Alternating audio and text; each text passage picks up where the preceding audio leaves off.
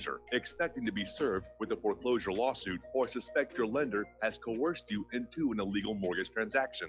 A huge number of mortgages made in the last 10 years have legal issues and are possibly defective. State laws and the U.S. Supreme Court have upheld that defective mortgage documents are grounds for foreclosure defense and for counterclaims in favor of the homeowner. If your mortgage has been sold or assigned since closing the loan, it may be defective and you may be paying the wrong party, and the lender may not have standing or the right to foreclose or collect payments under the law. If you would like to know if your mortgage is legal or not, or know if you are paying the right party, we can help. Our initial consultations are free of charge. We are not attorneys. We are legal researchers and work closely with experienced lawyers who know how to help you find the evidence to help you keep your home. Call toll free 1-855-2-KEEP-IT. That's 1-855-2-KEEP-IT today.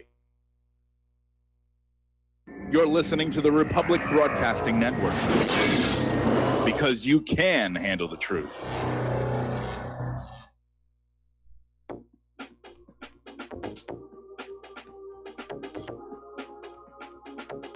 What really happened with your host, Mike Rivero, because World War III is a really bad idea. Here is your host, Michael Rivero. And aloha, America. Welcome to our show today. It is Monday, June 11th, 2018, and start of a brand new week, getting into the middle of the month. And as a matter of fact, getting close to 4th of July, which, you know, will be interesting. They've already got the party poppers in the supermarkets, and because that's all we're allowed to have anymore for New Year's and 4th of July. And they dress them up to look like the fireworks we knew when we were a kid, but they're all just party poppers. You pull a little string, get a little confetti. That's all they trust us with anymore.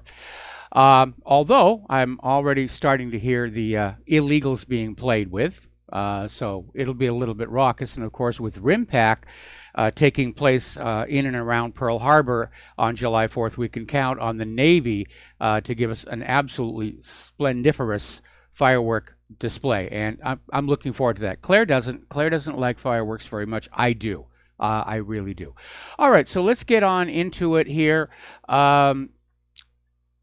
We got a lot to talk about today. The phone lines are open, 800-313-9443. Mike is in our control room, ready to answer the phone, put you on the air with your comments and questions. As you know, the world's eyes are on the Korean summit. Donald Trump and Kim Jong-un, and they're already gathered there, and the world's media is looking at it. Fox News literally has a countdown clock, like this is a space mission or something. It's T-minus 4 hours and 58 minutes until liftoff with Donald Trump and Kim Jong-un. And that may be contributing to an unrealistic expectation that this summit is just going to launch, go into orbit, re-enter, splash down, over and done with, mission will be a success. And I think that's unrealistic. I think both sides are going into this with some unrealistic expectations. But one thing Donald Trump is doing is he's trying to shut down all the reckless talk coming out of his administration. Now, last week we were reporting on how John Bolton was sidelined for making statements that were inflaming the situation with North Korea, like the Libyan option. And it's well known that Bolton doesn't want there to be a success at this summit. He wants a war.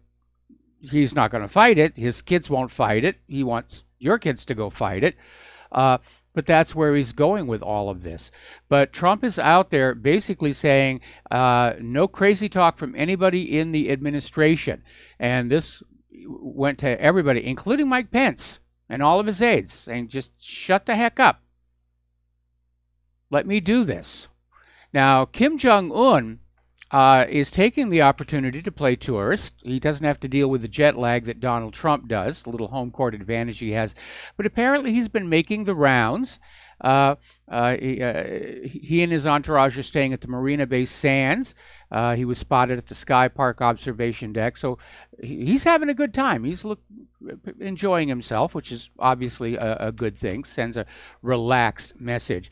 Now, a lot of people are saying, what exactly is on the table here in terms of the North Korean summit?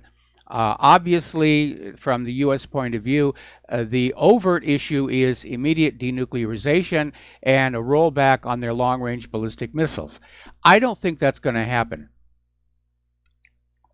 And I don't think it's going to happen simply because North Korea's political leadership, including Kim Jong-un, are smart enough to realize the U.S. has played this game before in places like Syria and Libya and Iraq.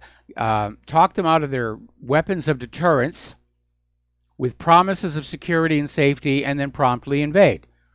And after having done it to 3 other nations, North Korea, let's be blunt, would be very foolish to say, oh yes, we trust the United States government. Here you can take our nuclear weapons and we'll stop making these long-range missiles and we'll just sit here and wait quietly to be invaded. Because remember, technically, the Korean War is still ongoing. A state of war exists between North Korea and South Korea, and by extension, the United States. So a lot of people are saying that basically what North Korea is hoping to get for any concessions that they're willing to make is financial support. And apparently Trump is going in there with a promise of future prosperity for the North Korean people, which is going to be tough to deliver when you realize he can't deliver prosperity to the majority of the American people.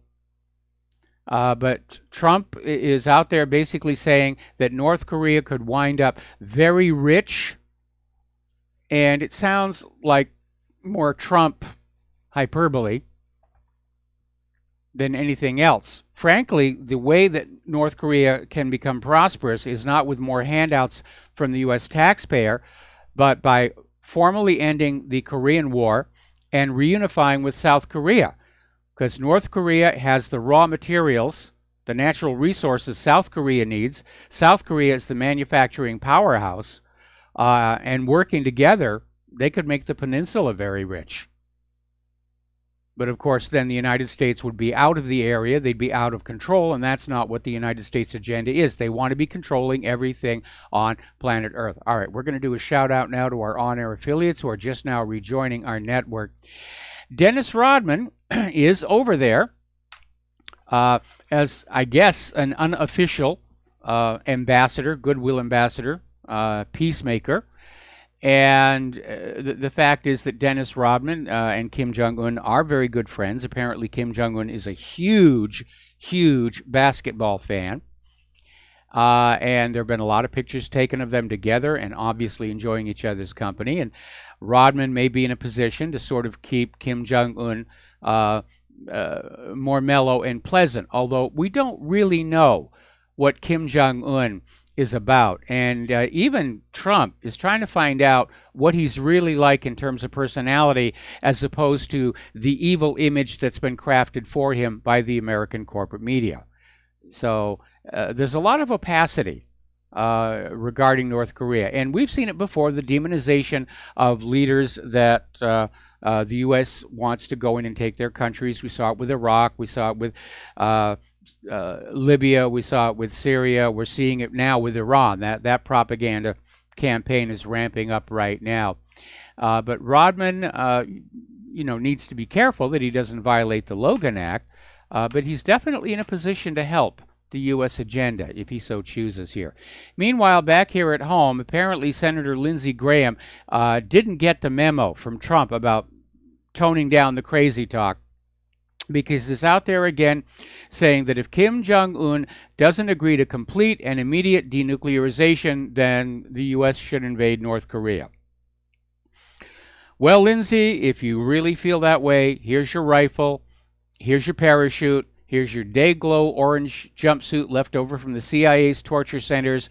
Watch your head climbing into that transport plane, and we're going to call Kim Jong-un and tell him you are on your way to whip his butt all by yourself.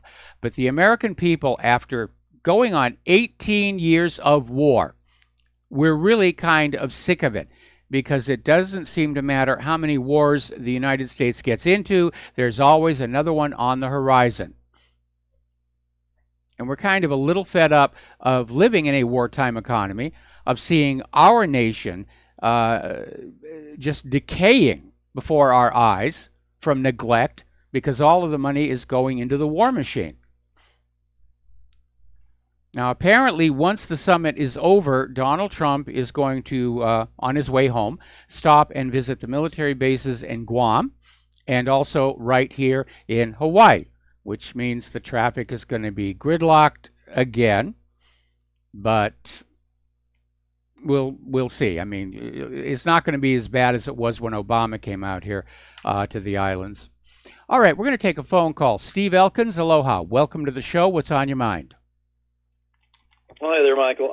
Reading an article by a reporter by the name of Rogers talking about how much money, fortune can be made in North Korea, and which brought me back to something I think you spoke about before, and I've spoke about $4.5 trillion worth of lithium resources in North Korea, and yes. I can just imagine the article never mentioned that at all.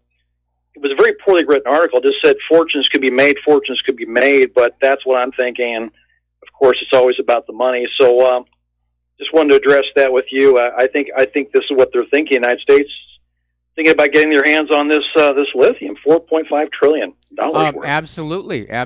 Lithium has become very important with the advent of the lithium battery. And don't forget, North Korea is also ideal for growing opium. And the CIA would like to gain control of that, because right now it represents competition for the CIA's opium coming out of Afghanistan. That's it, Michael. Have a great show. All right, thanks an awful lot. We're going to let you go. And let's see here. As long as Trump is out there in North Korea demanding denuclearization, I guess he feels like throwing his weight around, if you will. The U.S. is now calling on Japan to reduce their stockpiles of plutonium. And you need to understand, Japan does not have a nuclear weapons program, at least that we know of, but Japan relies very heavily on nuclear power, uranium fission reactors, such as, sadly, the ones that got destroyed at Fukushima.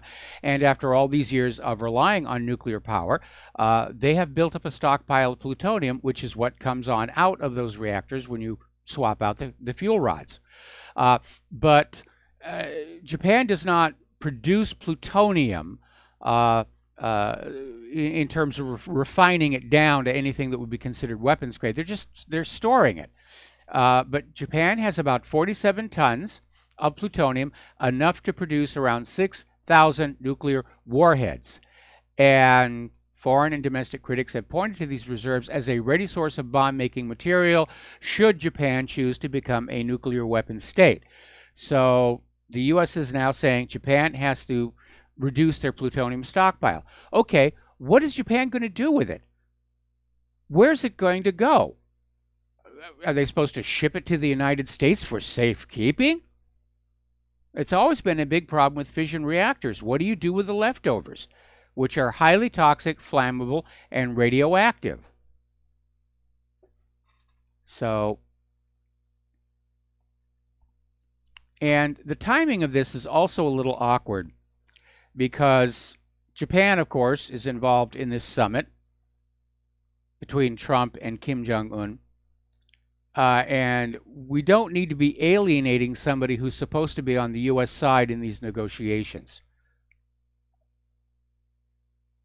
Anyway, getting on down to the war zones, the United Nations has come on out and said that more than 920,000 people have been displaced inside Syria during the first 4 months of this year, the highest level in the 7-year conflict. And the UN is saying they're seeing a massive displacement, and this is coming from Panos Mountsis, the UN Regional Humanitarian Coordinator for Syria. So Syria is still dragging on. The U.S. has been in there trying to oust Assad for, 7 years now. And they're just thrashing around in all these quagmires. Same thing with Afghanistan. It's like those little roach motels. The U.S. checks in, but it can't check out. They're still dealing with issues in Iraq. They're really overly extended. Speaking of Afghanistan, there was an article came out of Global Research talking about why the United States persists in staying in Afghanistan, even though there is supposedly a U.S.-friendly puppet regime installed. And this article comes on out and says that the reality is that Afghanistan, like North Korea, has vast reserves of minerals and natural gas. And those are the prize. It's all about conquering other people's natural wealth and stealing it from them. Now remember, when the United States invaded Afghanistan 17 years ago, it's our longest running war outside the Korean War, the excuse given was it was retaliation for the attacks of 9/11. September 11, 2001. Oh, it's those gosh darn Afghanis. Except for one problem. There were no Afghan planes in the skies of New York on September 11, 2001. And none of the accused terrorists, many of whom turned out to still be alive after 9/11, are Afghani. It was just an excuse. We're going to stage this horrific false flag terror event to launch a century of unending war. Who's first on the list? Well, let's go by alphabet. Afghanistan. We'll go with them first. We're going to take a phone call. Peter in Los Angeles. Aloha. Welcome to the show. What's on your mind? Hey, Mike. I was just calling. You're talking about the international situation, and I supported Trump. I know you supported Trump. I know largely for me it was just because he wasn't Hillary. Yeah, when I look at what's going on, it was hope. There was hope that he might be different. There wasn't a lot to go on, but it was. But I'm looking at what's going on, Mike, and I'm seeing France and Germany and Britain. We're talking about putting sanctions on them. Yes. We're talking about we've now alienated Canada. He's doing what He's confronting Russia. He's doing everything. The only person he's doing everything they want is Israel. And the government we have is the one that the millionaires pay for. Yes. They're gonna, and Trump, one of my hopes was that he had enough money that he'd be impervious to that, but apparently not. Nope. And I think it's time that we absolutely. I mean, if Canada is turning their back on us, and Britain and France and Germany, something is very, very wrong. Yes. No, we're becoming isolated as a nation. I was saying all along, this trade war and all these sanctions are going to economically cut us off from the rest of the world, because all of these countries being hit with these tariffs and these sanctions, they're not going to pay them. They're simply going to turn around and do business with somebody else, because the world's economic order is no longer centered on the United States. Certainly in the economic sense, we've returned to a multipolar world. And Mike, for geostrategically, we've led NATO by the nose into Israel's wars and needless confrontations in Syria and Libya and Afghanistan and Iraq, and so there's no compelling economic reasons to not be with us, and then there's compelling geostrategic reasons to not be with us as well. We're leading them into disaster. Yes. I mean, everybody can see that, there was sort of this global coalition that was held together by Israel's influence over the U.S. government and other governments, but that's starting to fall apart because the nations are starting to pull away, and they may all still do what Israel wants, but each nation may interpret that slightly differently. So the cohesion is definitely breaking down. We are headed for a major upset. It's going to be the crash of the global economic system, the full reset, because we can't get out of this artificially created debt without the equivalent of a jubilee. And after all these wars and all these broken treaties and broken promises, the international order is clearly breaking down, and I'm sure that's going to be very much discussed at the upcoming Bilderberg meeting. Mike, as you were discussing, this is analogous to the fall of the Western Roman Empire. That was a very... Okay. And it's Peter, your phone is cutting out. Oh, I'm sorry, Mike. All right. Thank you, Mike. All right. Thank you very much. We're going to let you go, and we're coming up here on a commercial break. So we're going to take a moment to hear some words of wisdom from our advertisers, and we'll be right back. Okay, I'm not hearing. There's the music. We'll be right back.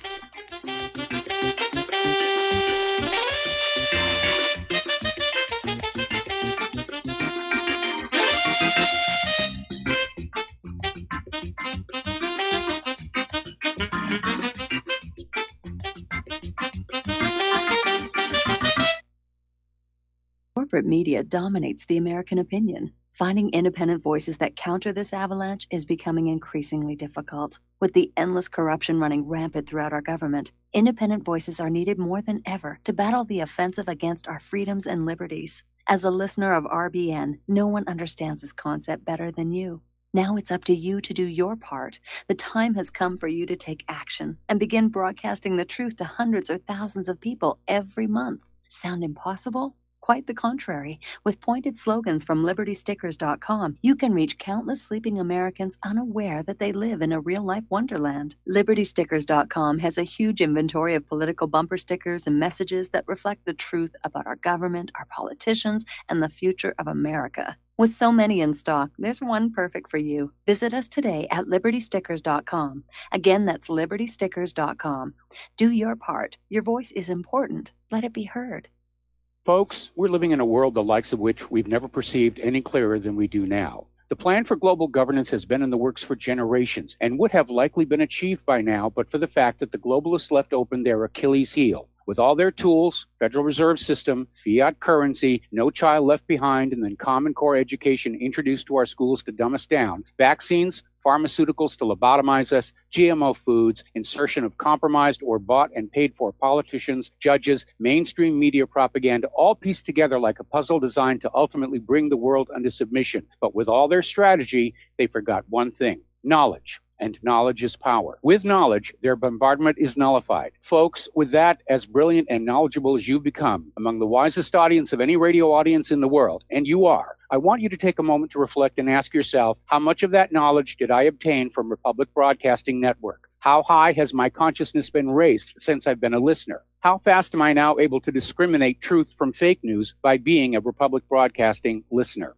How clear am I now able to see the world since I've been listening to RBN? Ask yourselves those questions, folks. Then ask yourself, what is that knowledge worth to me? Like my morning coffee, how would I survive without it? A voice of truth in a sea of lies. Do we not all need to make sure it survives? Like public broadcasting, we are now finding we can only survive with listener support. Censorship, advertisers being attacked, truth itself being attacked. It's the only way through this. We at Republic Broadcasting humbly ask you to become a supporter. Look at your budget and make a determination of what Republic Broadcasting is worth to you and what you can afford on a monthly basis.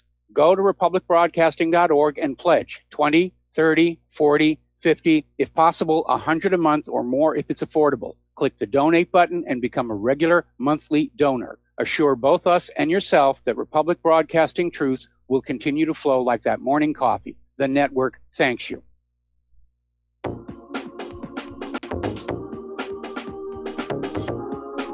What Really Happened with your host, Mike Rivero. Join Mike on the air. Call toll-free 800-313-9443. 800-313-9443.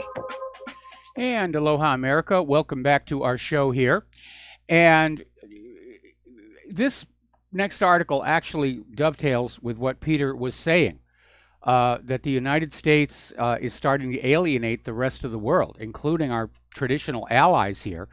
So over on Russia Today's Worlds Apart show, former Austrian Chancellor Wolfgang Schüssel who's also a former head of the European Council, says it's time for Europe to defend itself from U.S. policies that undermine the international system of norms. He's putting it very politely because recent U.S. policies are causing a huge amount of chaos across the globe, economically, militarily. It's causing huge amounts of suffering. Reference that story about 940,000 Syrians have been displaced, meaning they have lost their original homes and they've had to seek shelter elsewhere because of these horrendous wars that are going on.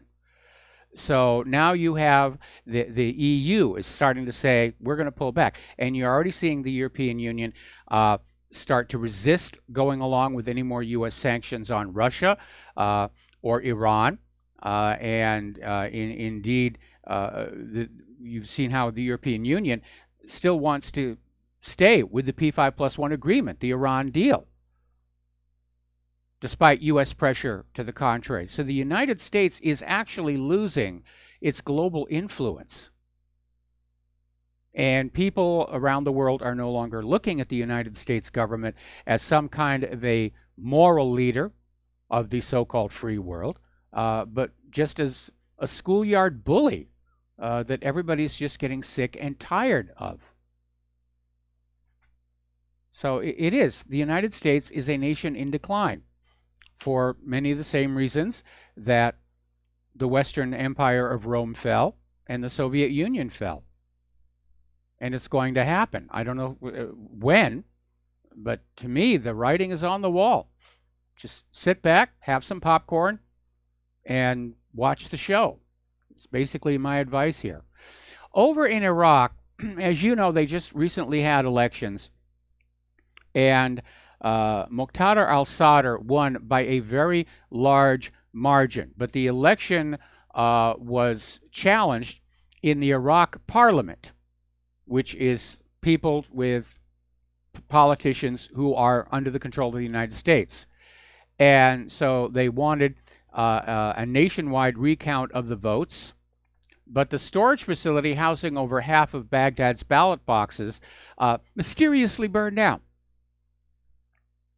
Now, one of two cases is going to apply. Yes, Muqtada al-Sadr stole the election and didn't want that discovered. Or, after calling for a recount and questioning the legitimacy of Muqtada al-Sadr's victory, a recount would have affirmed that he did legitimately win the election, and somebody didn't want that to happen. So now there's talk about just have the election all over again.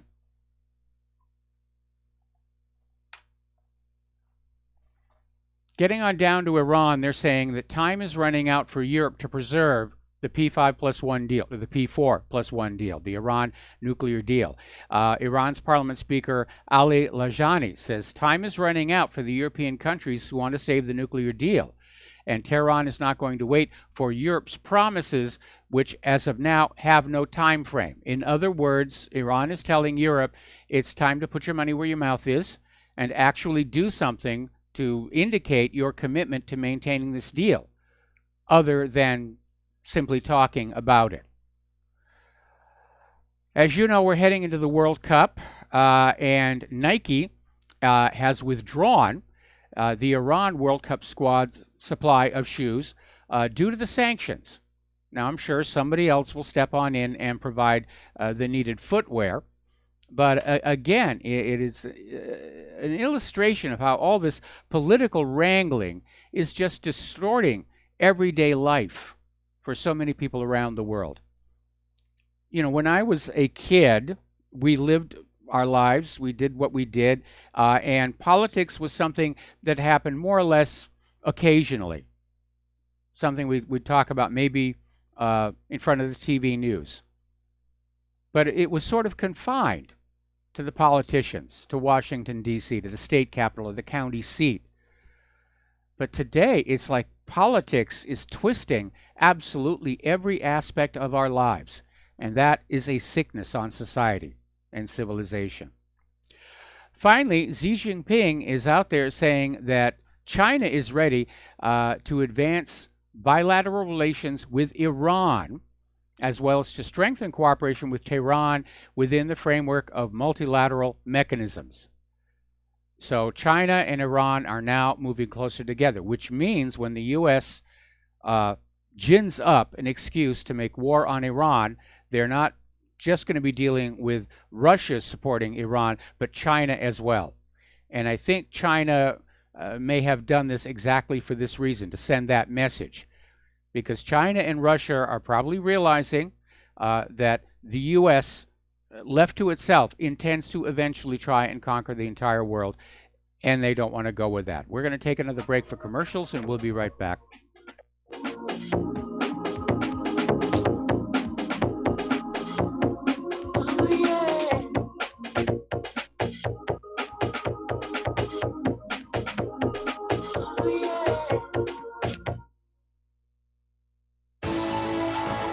You are tuned in to the Republic Broadcasting Network.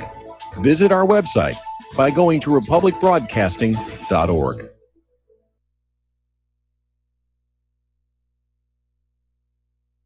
Homeowners, if your lender has gone out of business or sold your transaction to another lender or servicer, you may be the victim of a wrongful foreclosure resulting in the loss of your home. If you've already lost your home, are in foreclosure, or even in good standing, you can challenge the mortgage transaction's illegal issue and your property can be restored to you, and your foreclosure can be stopped or reversed and the mortgage transaction declared unenforceable. State laws, U.S. title codes, the Uniform Commercial Codes, and U.S. Supreme Court rulings have upheld that defective mortgage documentations can reverse or stop foreclosures and enforce property title claims in favor of the homeowner. We are having successes in stopping the process of foreclosure, the enforcement of the foreclosure judgments, the sale of property, and evictions after the sale. We are not attorneys, and we don't give legal advice. We are a professional team of legal researchers, providing forensic mortgage audits and expert witnesses. We have the knowledge to produce the evidence and enforce laws regarding your legal issues. We've been in business for 12 years without a complaint. Consultations are free, and we provide a free title search to confirm if your mortgage has legal defects. Please call 855-253-3748. 855, the number 2, keep it today.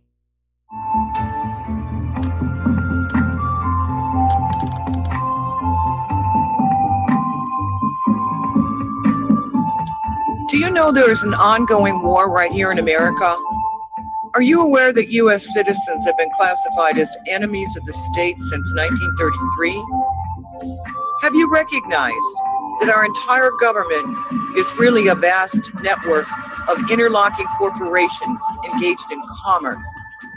Look up Title 28, Section 3002. Tune in to In Defense of Humanity on Saturday nights at 7 p.m. Central Time. Find out what's really going on and learn how to protect yourself and your family as flesh and blood men and women living in a corporate reality.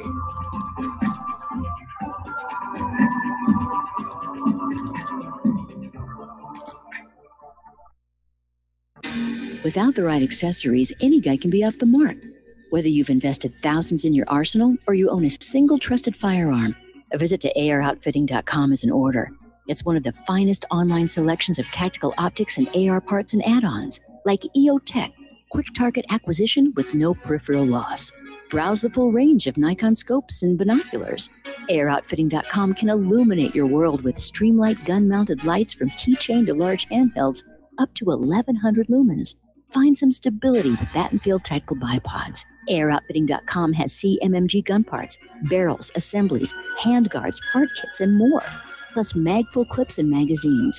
I know I've got you excited, so take a breath. Head to AirOutfitting.com. The site's super easy to navigate and features a ton of technical info, including links to manuals. We also welcome vendor and manufacturer inquiries. Remember, if you don't see it, we can get it at AirOutfitting.com. When all this twisted steel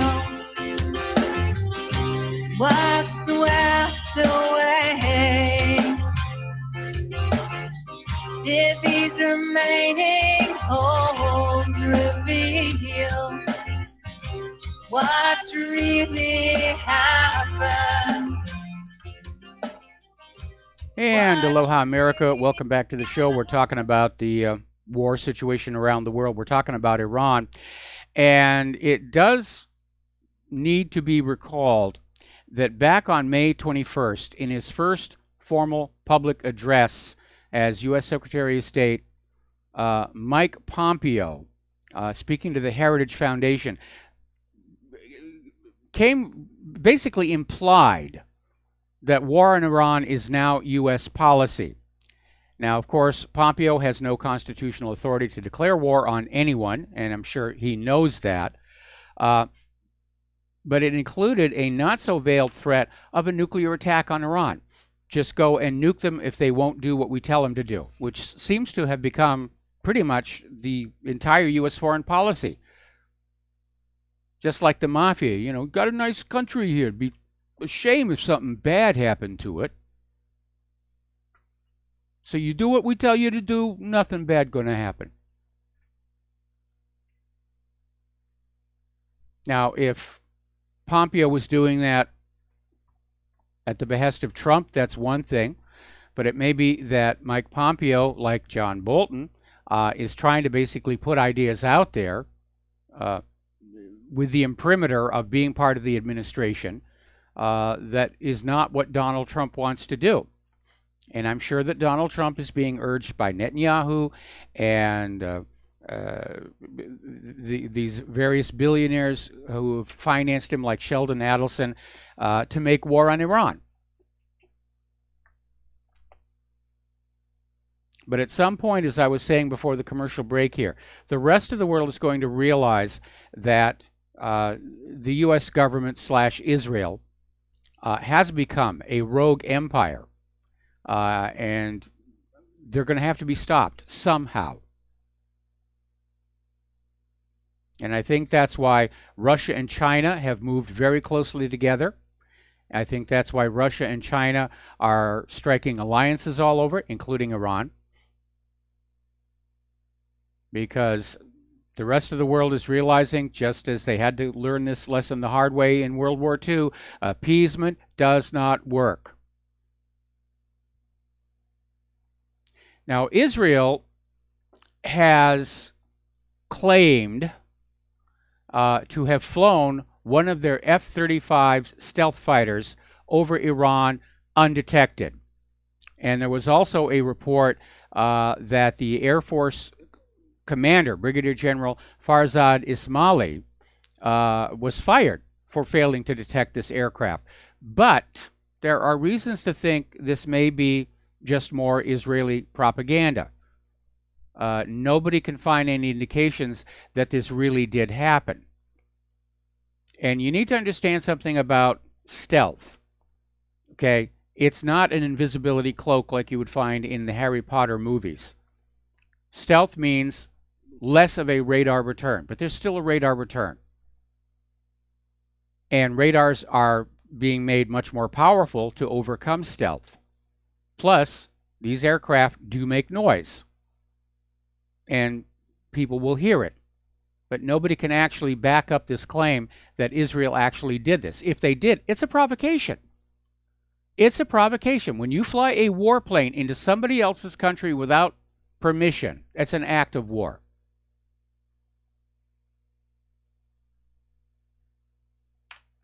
So, anyway.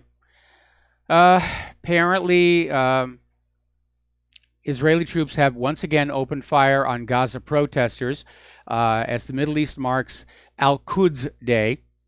Apparently, 4 people have been killed, 600 wounded during rallies along the border. And again, it's Al-Quds Day, which is an anti-Israeli day of protest held across the entire Middle East. So Israel is still out there doing that. Israel also conducted, apparently, a limited invasion into central Gaza. And they sent in armored Israeli military vehicles into Palestinian agricultural lands. And they bulldozed sections near the border fence while firing live rounds into the crowds. Now, Israel is saying this is necessary for security, but they bulldozed large sections of the lands, installed sandhills and barbed wire fences in the Gaza territory. This is not the security fence on the border. This is a new fence inside Gaza itself. And of course, it's just another way of tightening the starvation regime on the people of Gaza, because those lands were being used to grow food. Now, Michael Oren, who's an Israeli deputy minister, went on TV to say that all of these military actions comply with international law. Talk about chutzpah on that. So you show me in international law where the military has a right to open fire on unarmed civilian protesters using these expanding butterfly bullets. Show me where in international law where that is allowed. Because if international law says that's permissible, then I think it's time that we get rid of international law. But it's ridiculous for them to go on saying that this is right and this is permissible. The optics alone tell you what's going on. Israel just uncorked on these protesters with these expanding bullets designed to create maximum injury and death. They're targeting journalists. They're targeting the medical personnel. No, that's not allowed under international law either. You're supposed to leave the medical personnel alone. You're supposed to confine your fire to actual combatants. And we're hearing all this talk in Israel now of just going on in and cleaning out Gaza, just killing everybody, getting it over and done with, and then just writing out the PR nightmare.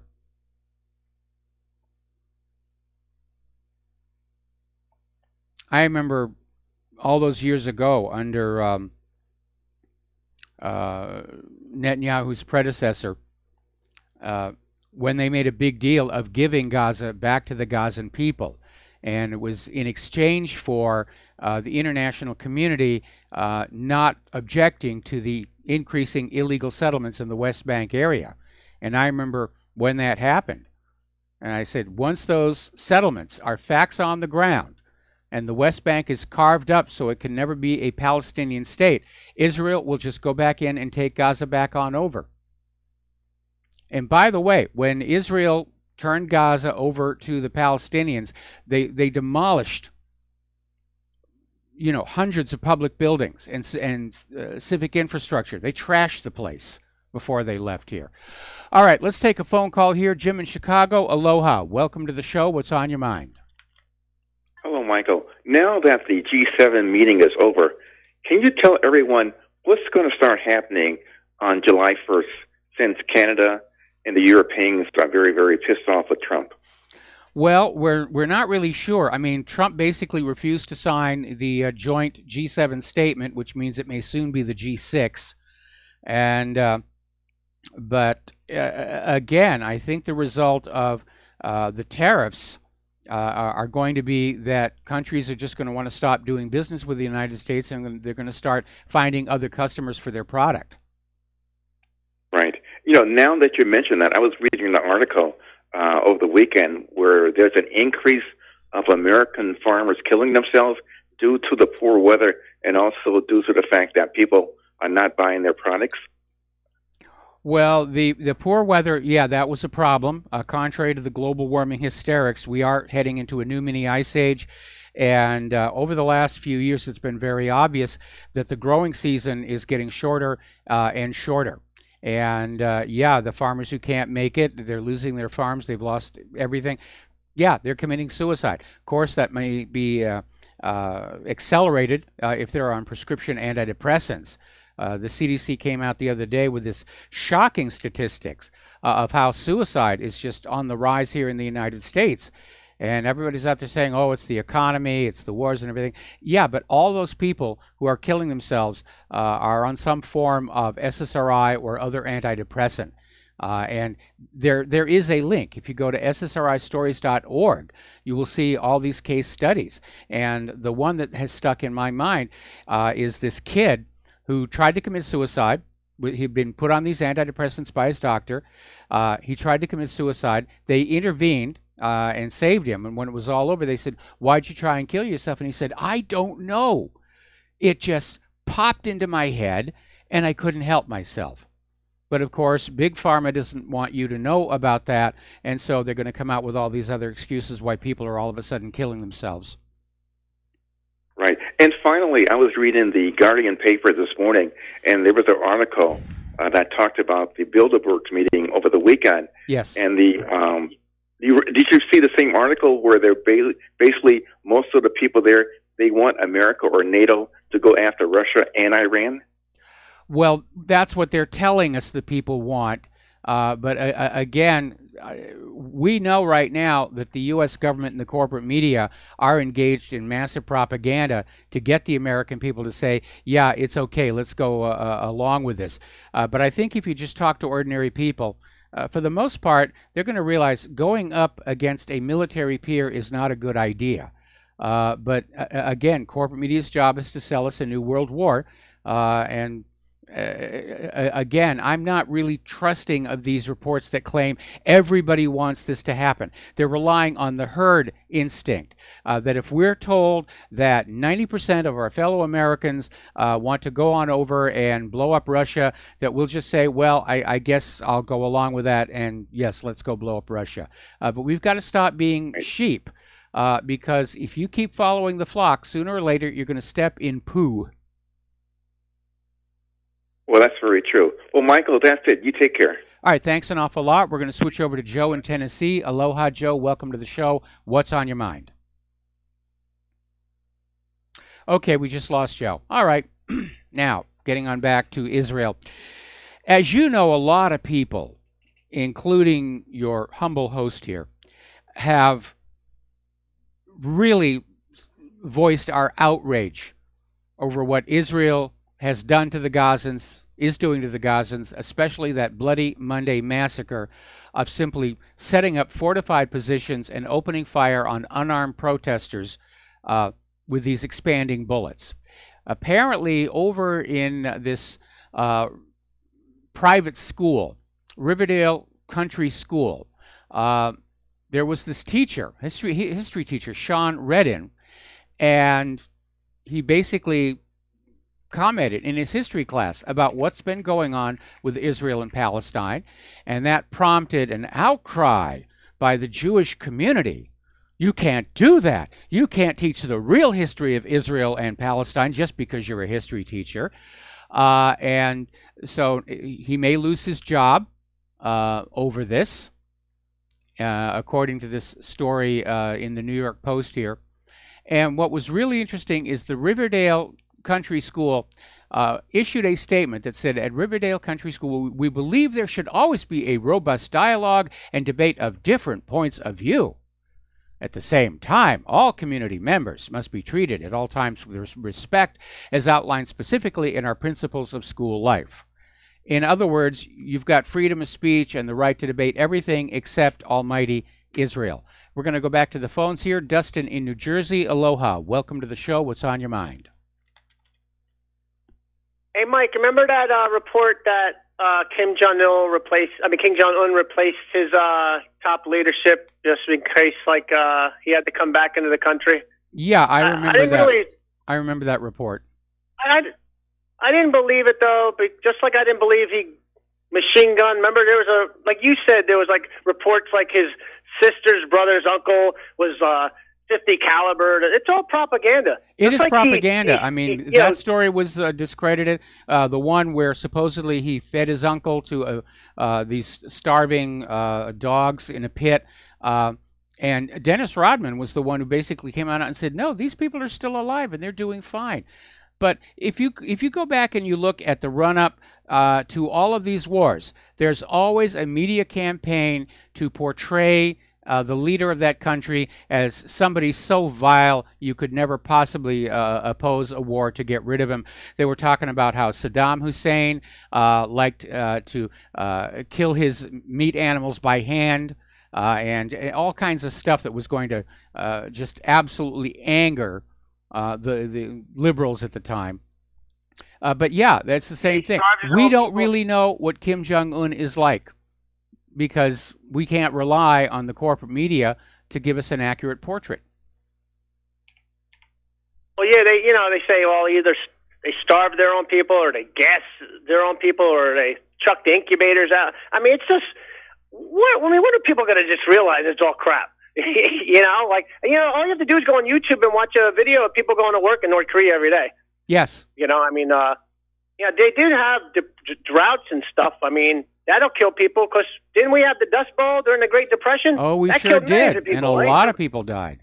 A lot of people died during that. No. Well, nobody blamed Washington, D.C. No. Well, actually, yeah, they did. It was poor. It was poor land management.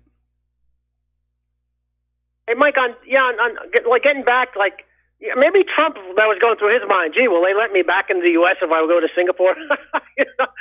Maybe I have to go to Canada, but they ain't going to let him back in now after the tariffs. Yeah.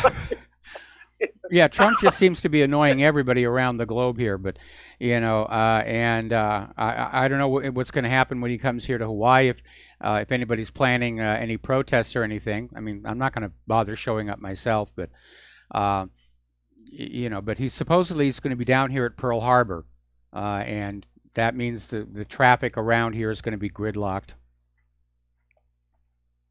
Hey, Mike, on that report, remember that was in the Kuwaiti newspaper, that first report where the Israelis flew the F-35. It's a bridge too far for Israel. If they wanted to attack Iran, they can't do it because it's just a bridge too far. So it's all rhetoric. It's a pretty far away. Israel doesn't want to attack Iran. Israel wants the United States to attack Iran. And again, if you look at the operational range of an F-35, there's no way that it could get from Israel to Iran and back without a midair refueling. And that's where the story breaks down, because those airborne tankers have a big radar cross section. And everybody's going to know that's what they are, because they go up and they go on station and they just fly these long ovals so that aircraft can come up and refuel. Anyway, listen, I got to take another break here for commercials. And thank you for the call, Dustin. We'll be right back.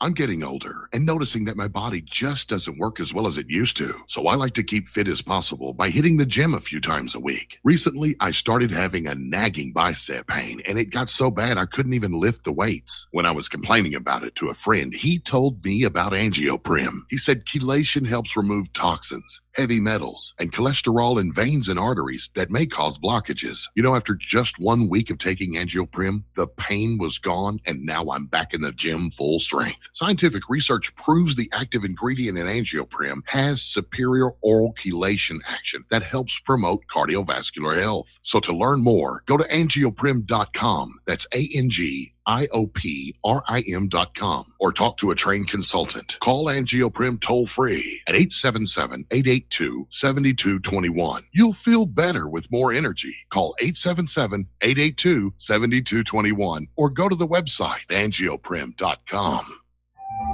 Did you know that neither the American Medical Association nor the American Bar Association were established to benefit the American people? Have you recognized that in our country, healthcare has little to do with health, and that our court system has nothing to do with justice? The priests of both medicine and law have been incentivized to implement a dark agenda on behalf of the Bilderbergers and their ilk. To protect ourselves and our progeny, we need to take a much closer look at how these two giant industries really work.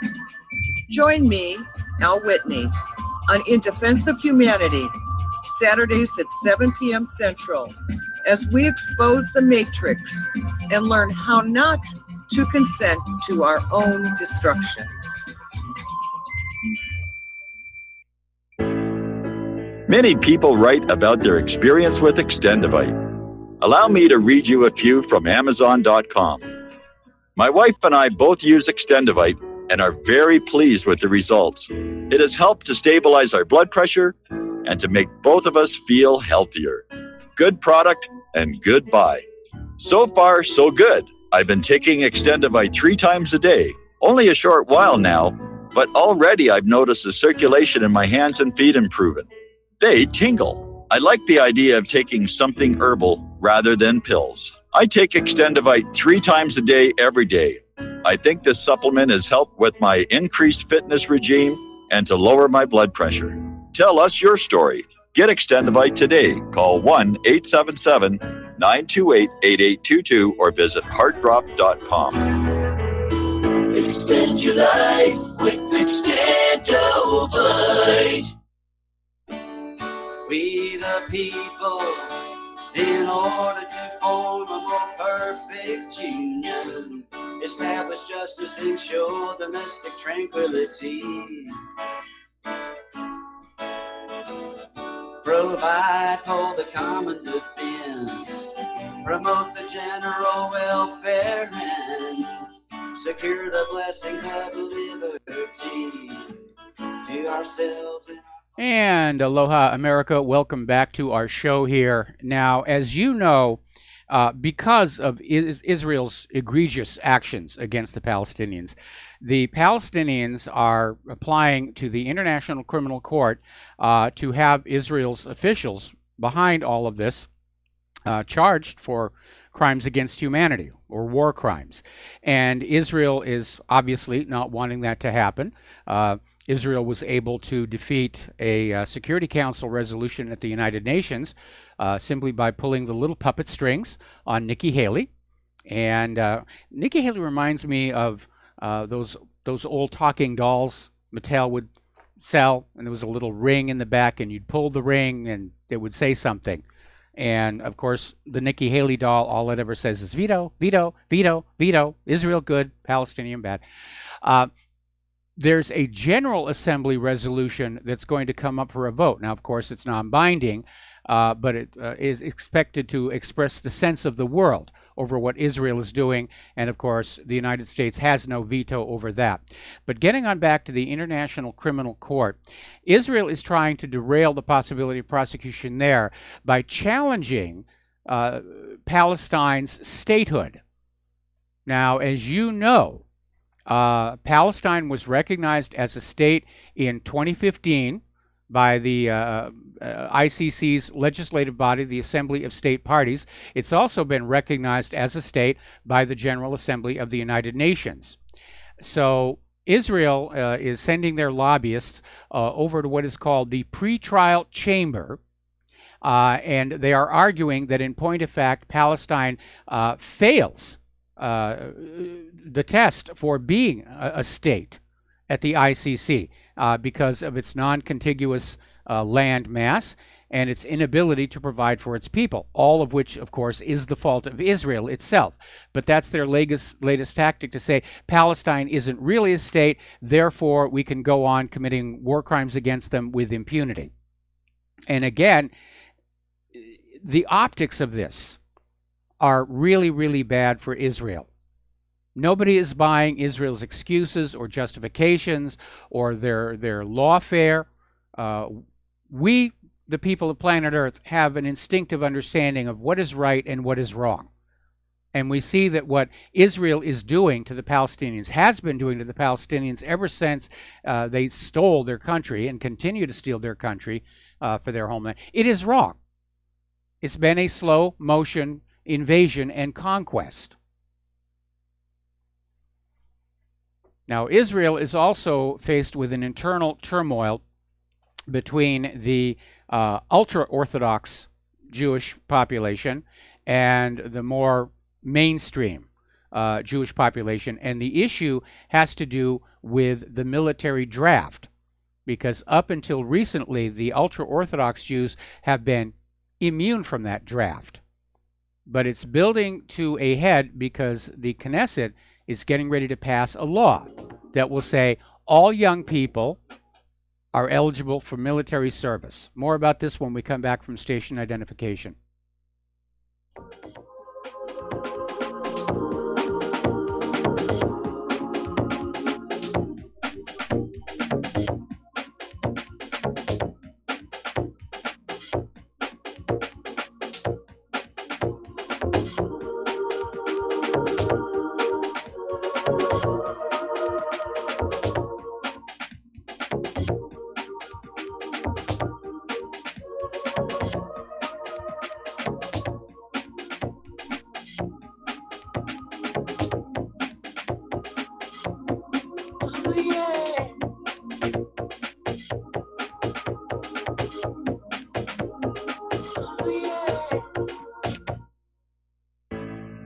Do you or someone you know suffer from chest pain, blood pressure, cholesterol, or irregular heartbeat?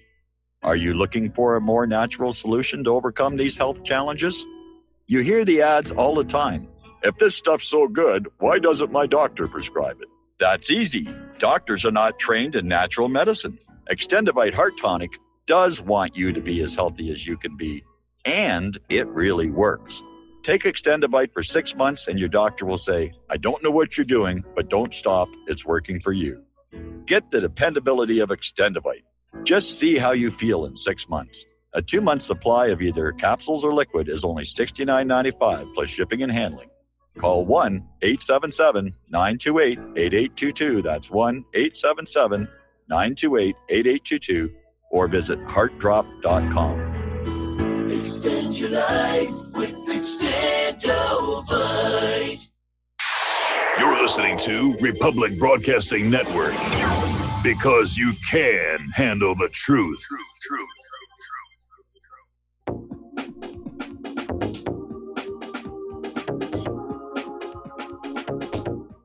What really happened with your host, Mike Rivero. You're listening to the Republic Broadcasting Network, where you'll find out what the Fukushima's going on. And aloha, America. Welcome back to our show. Hour number 2. The phone lines are open, 800-313-9443. So we're talking about this new law being proposed in Israel, which will make all young people eligible for the military draft and service in the IDF. And the ultra-Orthodox Jews formerly had been exempt. And basically, the ultra-Orthodox parties are threatening to quit the coalition government over this law. And Defense Minister Avigdor Lieberman is saying that he doesn't think they're really going to do it. It's a bluff, but if they do, they will pay a price for it. So little tensions over there in Israel itself. The North Korean foreign minister basically came out describing Netanyahu as a stinking Zionist who kills Gaza. Not exactly a statement to be making on the cusp of this summit between Trump and Kim Jong-un. But this was coming from Foreign Minister Ri Yong Ho, and basically lashed out at the Israeli Prime Minister on Twitter. Described Netanyahu as a child killer, which, yeah, a lot of kids are being killed over there in Gaza and the West Bank. Now, Israel has done one thing, and I actually agree with this. I think Israel just did a good thing. I don't know what their actual motives are. They may be bad. But Israeli special forces have gone down to South Africa, and they're starting to train the farmers there to ward off these violent attacks that have been triggered by the new government's declaration that all of the white lands are going to be confiscated without compensation and turned over to the black population. And a lot of the black population, not willing to wait for the formalities, have started attacking and murdering white farmers. And there were 74 farm murders and 638 attacks on these white farmers between 2016 and 2017. And so Israel has sent their special forces down there to basically train them how to protect their homes. Now, that's an interesting situation because we have rising violence here in this country, and we're seeing whites being targeted. And what is our government doing? Oh, you got to give up your AR-15s. Got to give up your gun. Trust us, we'll take care of you. What they told the Native Americans here. I know we touched on this story before, but I wanted to hit it again because of my concern that despite the vast, unimaginable sums of money that have been poured into the military by the United States government, that we are not ready to take on a military peer. I mean, if you really look at it, we're stuck in Afghanistan, we're stuck in Syria, we're still stuck in Iraq. These are countries that really didn't have the military might to resist the United States, and we're still not able to prevail. Now, you want to talk about going up against a true military peer like Russia or China? So apparently in the wake of these accidents they had out here in the Pacific between some of our warships and commercial shipping, the Navy has run a survey of the junior officers. These are the ones who are going to actually be put in charge of the ship's ongoing operations. The ones, the first tier underneath the captain and the first officer. And apparently they found out 83% of junior U.S. Navy officers lacked proficient seamanship skills. So I don't know what they're teaching them over there at the Naval Academy. But when I saw these accidents here, I knew it had been a mistake. Somebody had messed up. And of course, you remember the propaganda that was all over the internet at the time. Oh, those foreign countries, they attacked our warships using these very expensive super tankers and container cargo ships. It was a deliberate attack. No, it wasn't. And the Navy fired a lot of the senior officers involved in this. It was an absolute mess up.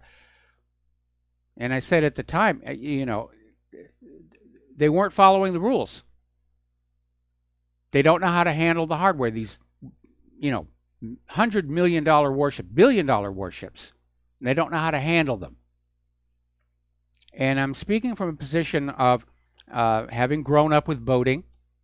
You know, my father was a big boating enthusiast, and then later on in life, I was a rag setter. I did a lot of sailing in and around the Channel Islands off of Los Angeles. So I don't want to say I qualify to be a junior U.S. Navy officer, but clearly there's something missing in their training, and that is a red warning flag. But again, looking at the military-industrial complex, they're making their money selling weapons and ammunition, not necessarily training the officers. The military-industrial complex, especially when you get into the Cold War mentality, the idea is we're going to get all this money away from the American people, and we're going to make all this stuff that looks really impressive in military parades and air shows and stuff. But since we're not really going to have a war, then we don't have to worry about it being used effectively or efficiently. We're going to do a shout-out to our on-air affiliates who are just now rejoining the network.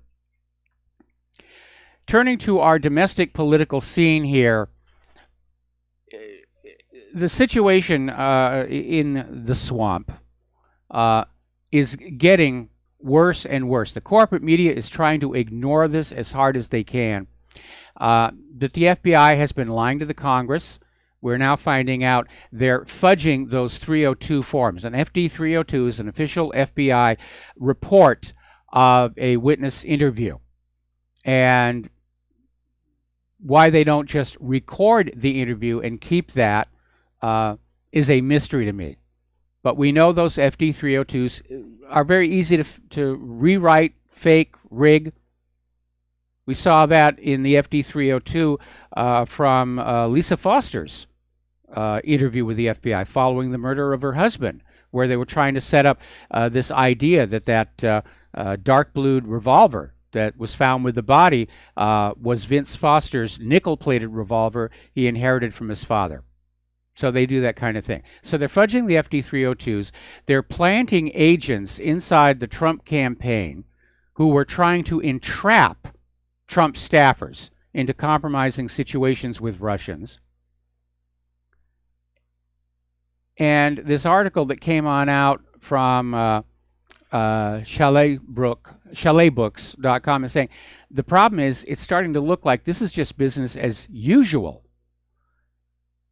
And I'm starting to agree that this is what the FBI has always been about, going all the way back to COINTELPRO. The agency has gone rogue. The CIA's gone rogue. The NSA's gone rogue. There are all these agencies with vast sums of money and absolutely no moral character that are just out there fighting turf wars with each other, and to heck with what's right, wrong, legal, or best for the American population.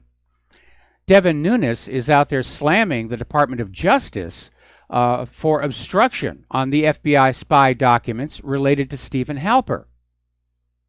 Now, Halper is a 73-year-old Cambridge professor. He's got deep ongoing connections with the FBI and CIA. He's a former U.S. government official. And his former father-in-law was Ray Klein, former deputy director of the CIA. Now, Halper was outed as the FBI informant who infiltrated the Trump campaign to conduct espionage after the Washington Post and the New York Times ran reports that corroborated a March report by the Daily Caller. Now, the Caller detailed Halper's outreach to several low-level aides to the Trump campaign, including Carter Page, George Papadopoulos, and a cup of coffee he had with campaign co-chair Sam Clovis. Now, remember, it's since come on out that Stephen Halper was paid $1 million to do this. That doesn't sound to me like this was an official sanctioned investigation. This was out-and-out espionage committed by the FBI against the Trump campaign and transition. And it's a huge scandal. It should be a huge scandal. But the corporate media is out there trying to just ignore it or deflect it away. And unfortunately, they seem to have some help from inside the system as well. And a lot of people were very surprised when Trey Gowdy came on out and defended the FBI's actions. And now Paul Ryan is siding with Trey Gowdy and saying the FBI acted appropriately in running a covert spy operation against the Trump campaign. No, they did not. And remember, the FBI has tried to come on out and say, well, we did it for Trump's benefit. We were concerned that Manafort was compromised by the Russians. And of course, Trump came on out and said, why didn't you tell me? I wouldn't have even hired the guy if you said there was a possibility that he was compromised by the Russians. And of course, that shut up that line of argument. But this is Watergate all over. This has already gone past Watergate. And it needs to be gotten out there to the American people that this is what our government is really all about these days. Over at Judicial Watch, Tom Fitton is out there saying that the FBI and the deep state are trying to delay the release of more Strzok Page records. They're now saying it'll take 2 years to process them and turn them over. And so the transparency at the Department of Justice is worse now than it was under Obama.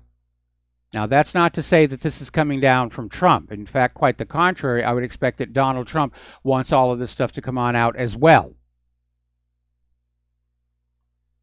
But apparently he's just running up against bureaucratic resistance. The swamp protects its own. And it does seem like it's business as usual. And that is a real crime because that's not the way this country is supposed to work. Okay. Now, over at the Supreme Court, they have upheld Ohio's policy of cleaning its voter rolls with a use it or lose it system, which if I recall way back when I first became old enough to vote, they had the same thing going in California, which was simply that if you missed a major election, you were scrubbed from the voter rolls. And that's actually a good idea because if you're on the voter rolls and you're not using, if you're not voting, somebody else can use that name on the roll for nefarious purposes. And so apparently somebody who wanted to have all those surplus names on the voter rolls in Ohio sued the state. And it went all the way to the Supreme Court, and the Supreme Court said, yeah, it's perfectly reasonable. If somebody isn't voting, they shouldn't be on the voter rolls. And I absolutely agree with that. And that's a necessary first step. We've got to get it going in all 50 states. If you miss an election, you have to re-register to vote. It's not that hard to register to vote. You can do it online, in fact, these days, I think. But that was a good idea. But if Trump really wants to hang on to Congress this November, and if he even dreams of having a shot at a second term in 2020, we need a nationwide mandatory voter ID law. And the liberals are going to scream it's racist, and no, it's not racist, because illegal isn't a race.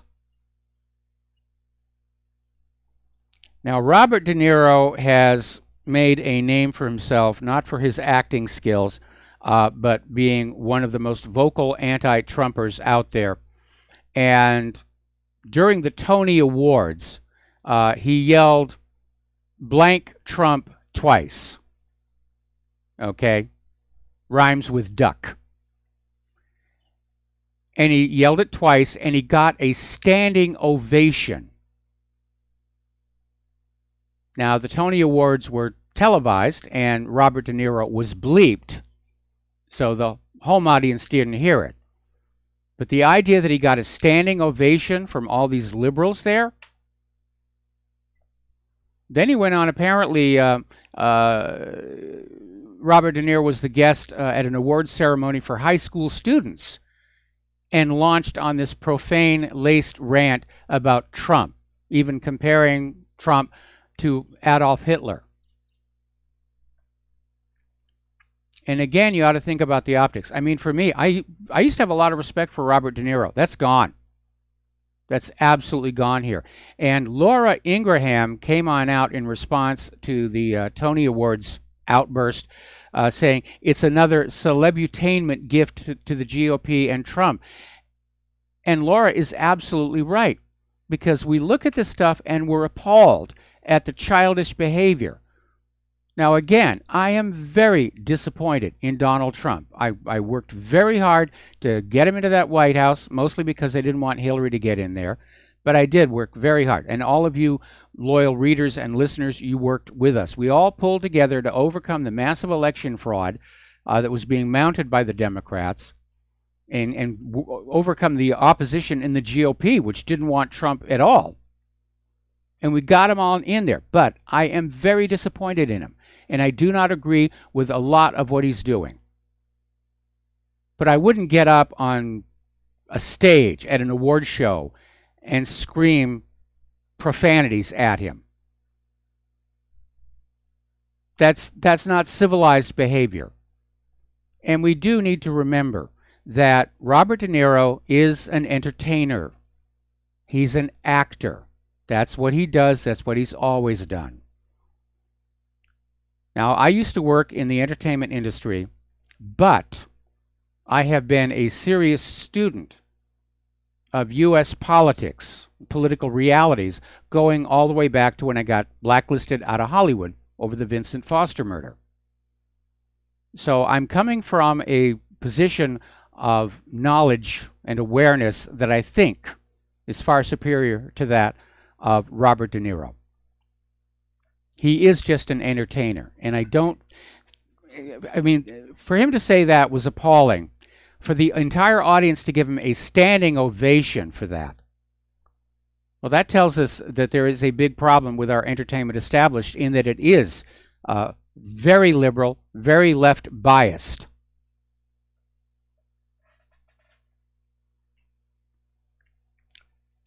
We need a more balanced entertainment industry. We need some conservative money to come on in and start setting up studios, production, and distribution to regain the balance. That is something that is very much missing from our society right now, is conservative media, conservative entertainment. And right now, the conservatives are under attack. We're seeing it with all of the Facebook filtering or social media filtering. We're seeing it with advertisers who are being scared away from conservative media. So there's a culture war going on here right now. All right, let's talk a little bit about the economy. As you know, the Federal Reserve has this plan of slowly withdrawing $1 trillion in liquidity this year via quantitative trimming. They poured a lot of money into circulation, caused a great deal of inflation. Now they're trying to pull it back. But they're slamming into a little resistance courtesy of the BRICS nations, because a lot of that money has now been converted to foreign denominations and can't be pulled back. So year to date, the Federal Reserve has shrunken its balance sheet by $116 billion, which sounds like a lot of money until you put it in perspective. It's not that much compared to the trillions that were simply poured on in following the 2008 meltdown of the mortgage-backed security fraud. And it's all funny money. It's all funny money. So another article coming on out here from Zero Hedge.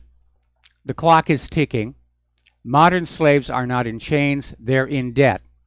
And yes, that's the reason we have a debt-based economic system, to enslave you, to enslave everybody, to transfer the real wealth of the nation into the pockets of the bankers. But the downfall of it is the debt can never be paid off, and it keeps growing until finally there has to be a reset. And it looks like we're coming up on it. We're going to take a break for commercials, and we will be right back.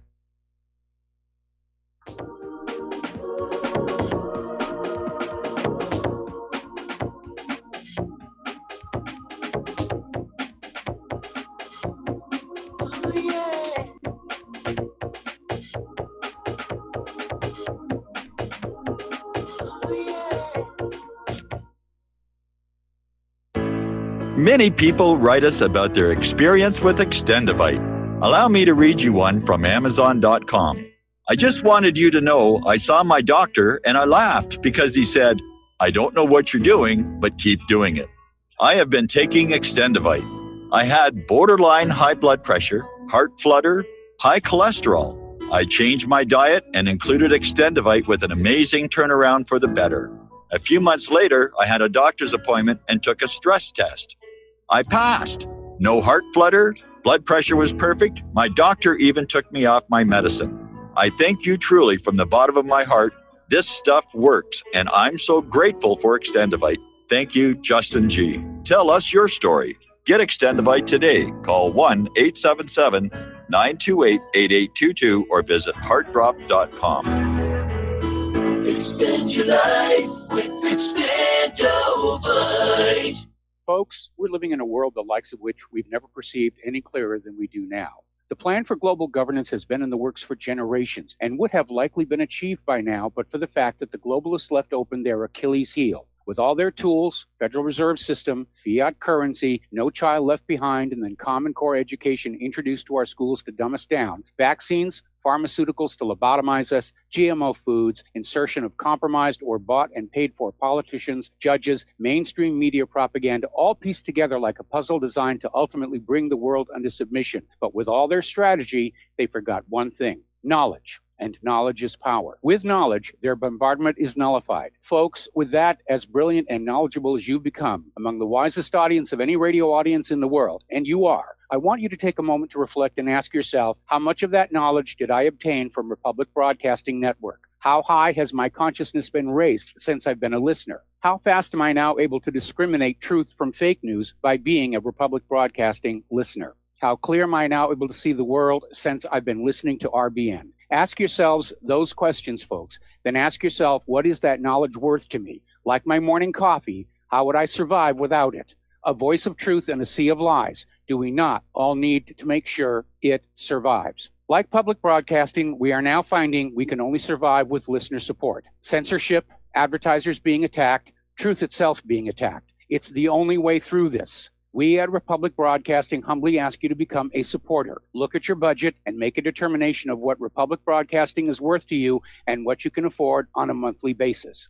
Go to republicbroadcasting.org and pledge 20, 30, 40, 50, if possible, 100 a month or more if it's affordable. Click the donate button and become a regular monthly donor. Assure both us and yourself that Republic Broadcasting truth will continue to flow like that morning coffee. The network thanks you.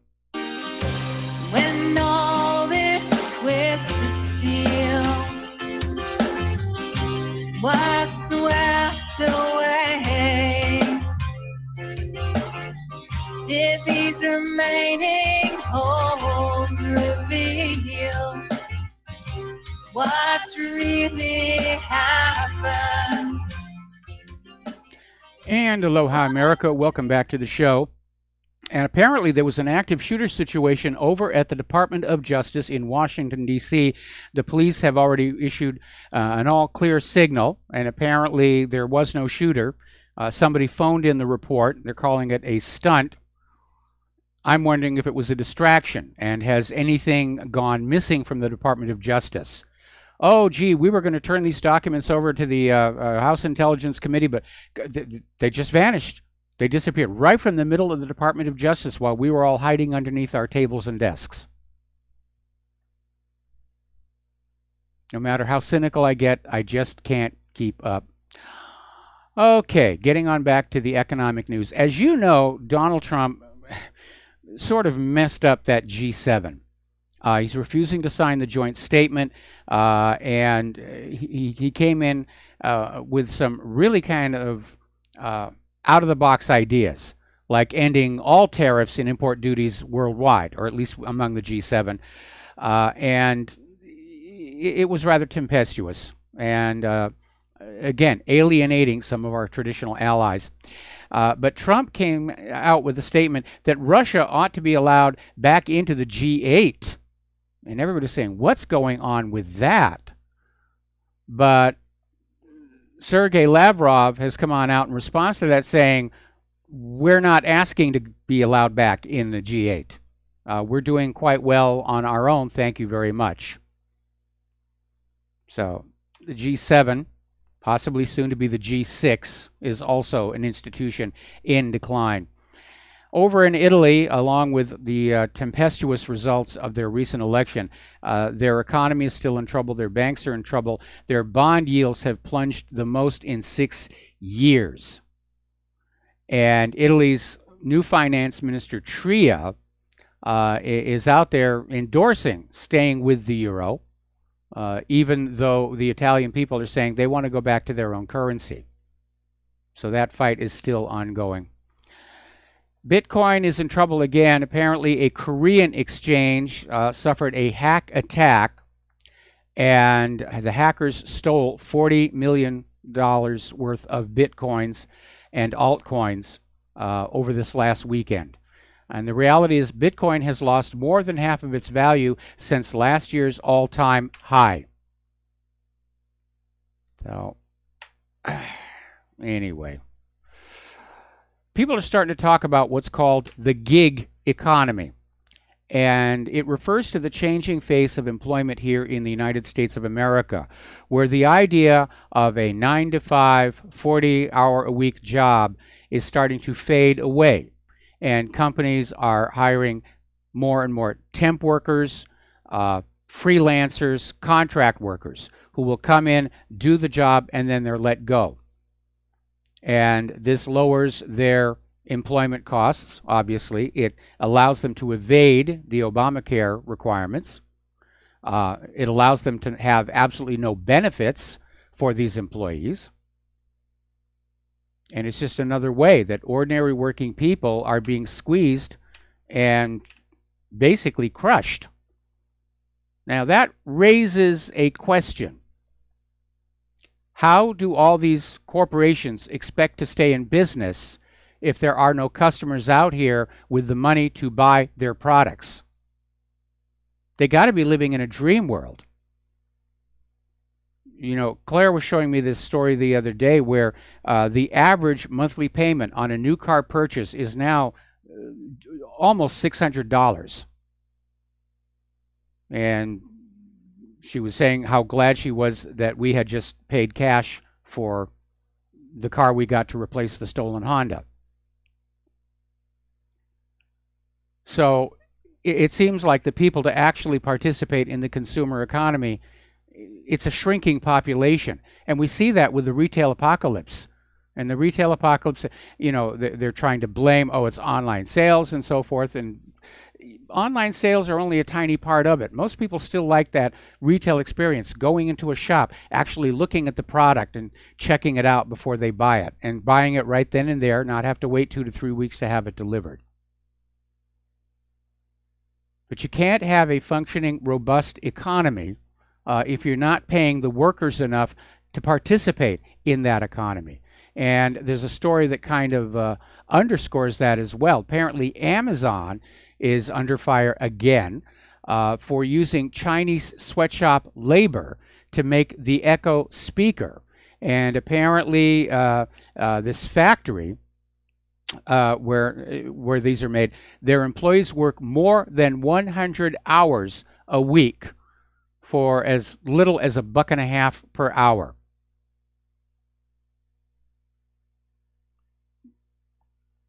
So, and I understand Amazon loves to sell those things. They love them in the homes.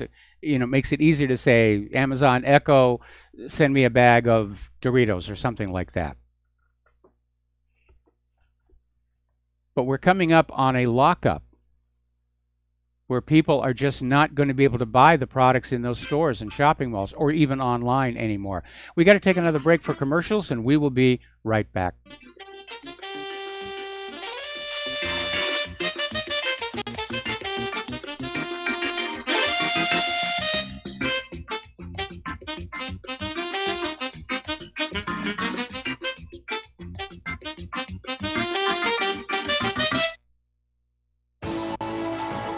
You are tuned in to the Republic Broadcasting Network. Visit our website by going to republicbroadcasting.org.